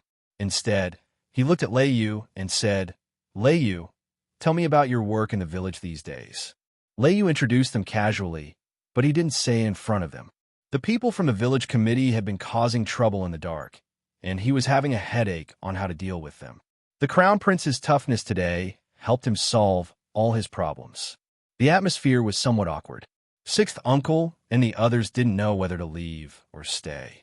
Brother Zhao bit the bullet and said, "Qin Sheng, we're all from the same village. We'll see each other all the time. Don't make things so unpleasant. Actually, we're doing this out of good intentions. We're just afraid that you don't understand the situation in the village. If your team is professional enough, of course, we hope that you can lead. We'll just cooperate with you." Brother Zhao's words gave both sides a way out. Qin Sheng turned around and said with a smile, "You're right, Brother Zhao. I don't want to make it unpleasant. After all, I just want to do something for the village. If the village committee can cooperate with me, it will be the best. Sixth uncle, what do you think?" Qin Sheng's sudden question made sixth uncle feel even more at a loss. Qin Sheng wanted him to take a stand. However, sixth uncle was still full of anger. How could he admit defeat so easily? Therefore, Uncle Lu snorted and said, "Our village committee needs to discuss this again." "Okay, thank you for your hard work, sixth uncle," Qin Sheng said with a smile. The sixth uncle couldn't stay here any longer, so he prepared to leave with Brother Zhao and Lu Chong. Lu Chong said indignantly, "Uncle, are we just going to let it go?" Sixth uncle glared at Lu Chong. Before he figured out the situation, he really did not dare to do anything to Qin Sheng openly. Qin Sheng had donated more than 1 million yuan so casually. In addition, they had heard about Qin Sheng's situation in Beijing. They could only go back and discuss it. Thus, sixth uncle and the others left in a sorry state. Hao Lei scolded, "What a bunch of ungrateful people. You're used to riding roughshod over others. Do you really think you're somebody? How dare you touch any kind of money?" Yin Pan, who had witnessed the whole process, echoed, "This kind of thing is not rare, but it has been much better recently. The country is cracking down on this kind of situation." There were many things that Qin Sheng could not do anything about. He could only deal with them when he encountered them. However, this situation was getting better and better. Those workers were still working. Sixth uncle and the others could not stop working while Qin Sheng was still here. Obviously, they wanted to go against Qin Sheng. At the very least, they had to figure out what was going on before deciding how to face Qin Sheng. However, Qin Sheng did not want to take advantage of this favor. He said to Zhang Yong, "Yongzi, ask later how much money has been spent. I'll pay for it myself." Then, Qin Sheng said to Hao Lei, "Brother Lei, call Brother Lu later and ask him to find some connections to suppress sixth uncle and the others. Don't wait for us to leave. Yongzi and Lei, you will not be able to do anything." Hao Lei nodded and said, "Okay, I'll call him later." Since it was still early, Qin Sheng took Yin Pan and the others to wander around the old house. Later, he would bring gifts to visit the elderly people in the village. Many of these elderly people had a good relationship with his grandfather. Now that his grandfather was gone, he should visit the elderly people. After that, Qin Sheng planned to pay his respects to his grandfather. Every time he returned to Xi'an, this was something he had to do. Otherwise, his grandfather would be too lonely. After that, it was almost time for Qin Sheng to go back to the city. After all, he had something important to do at night. He had to meet the elders of the Tan and Zhang families. In the village committee, sixth uncle and the others, who had not suffered such a big loss for a long time, sat in the office and smoked. Sixth uncle's face was gloomy. He did not expect that Qin Sheng would not only reject their suggestions, but also did not take them seriously. No one in the whole village dared to treat them like this. Lu Chong, who had been beaten up, said angrily, "Uncle, are we just going to let it go? You can swallow it, but I can't. I must get back at him. I'll call for help now." Brother Zhao frowned and said, Changzi, sit down first. Let's talk about it. There's no need to talk about it.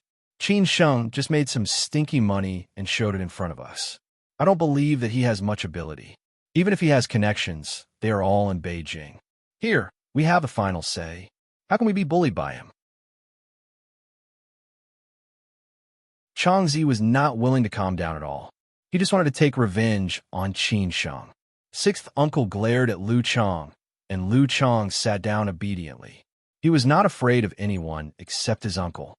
After all, his uncle used to be in the underworld.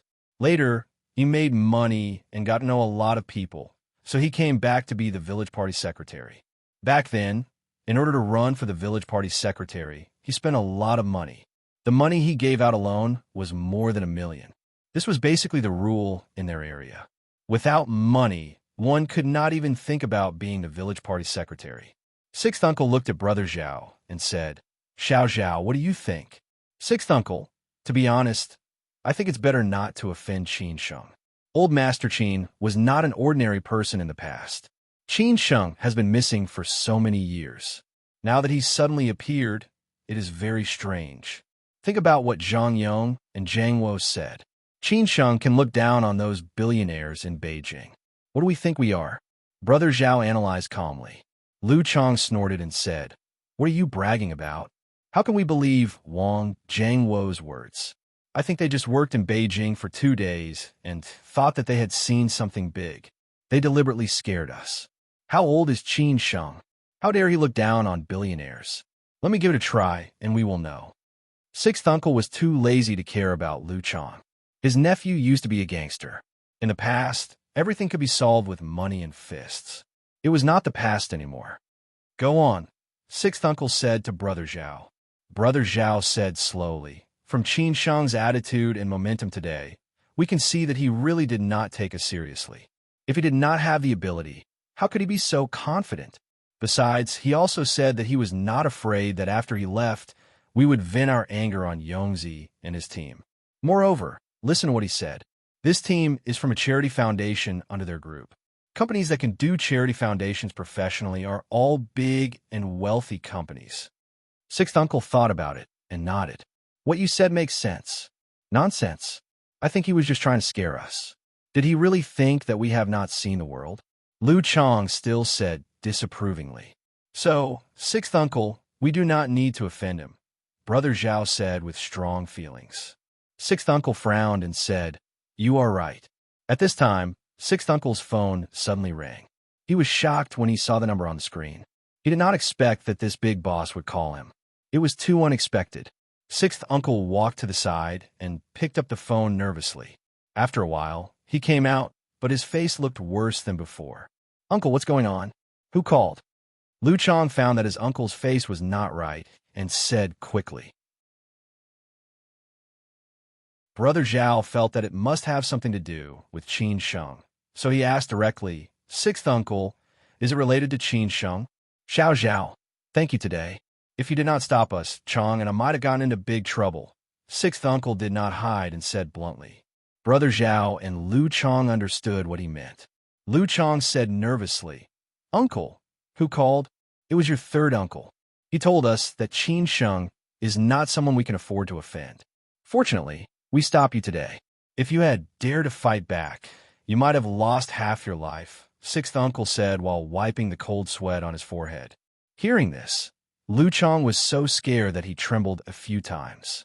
Third uncle was the most powerful person in the whole Lu family. He knew many big bosses in Xi'an City. The Lu family could have today thanks to third uncle. Now that third uncle said this, there was no doubt that Qin Sheng could not be offended. Lu Chong always bullied the weak and feared the strong. Now that he knew that Qin Sheng was very powerful, he wanted to admit defeat quickly. He said quickly, Uncle. Third uncle did not say what to do. Is it too late for us to admit our mistakes now? It's too late. We have to go. Let's go, sixth uncle said without hesitation. He felt that as long as they admitted their mistakes honestly, Qin Sheng would definitely not blame them. After all, they were from the same village. However, when they arrived at the old house of the Qin family, Qin Sheng was already not there. He had gone to the village to visit his grandfather's old friends. When they arrived, Qin Sheng had already gone down the mountain to pay his respects to his grandfather. Sixth uncle had missed the perfect opportunity. He had no choice but to ask Zhang Yong to call Qin Sheng and ask if he would go back to the village later. Qin Sheng did not take this matter seriously. After receiving the call, he told Zhang Yong that this matter was over. Sixth uncle, Lu Chong, and the others were relieved. They definitely did not dare to stand in the way of what Zhang Yong and Lei Yu had done. Moreover, they had to cooperate with them, not to mention building houses and roads for the Qin family. It had to be said that Lu Changshi's Lu family was the real local tyrant. Everything could be done with a phone call. When Qin Sheng finished paying respects to his grandfather, it was already 6 o'clock in the evening. The appointed time was 8 o'clock, and the place was a tea house in Sujiang. You're tuning into the Warrior Lore YouTube channel. Don't forget to subscribe and join us on this journey to catch the most captivating stories.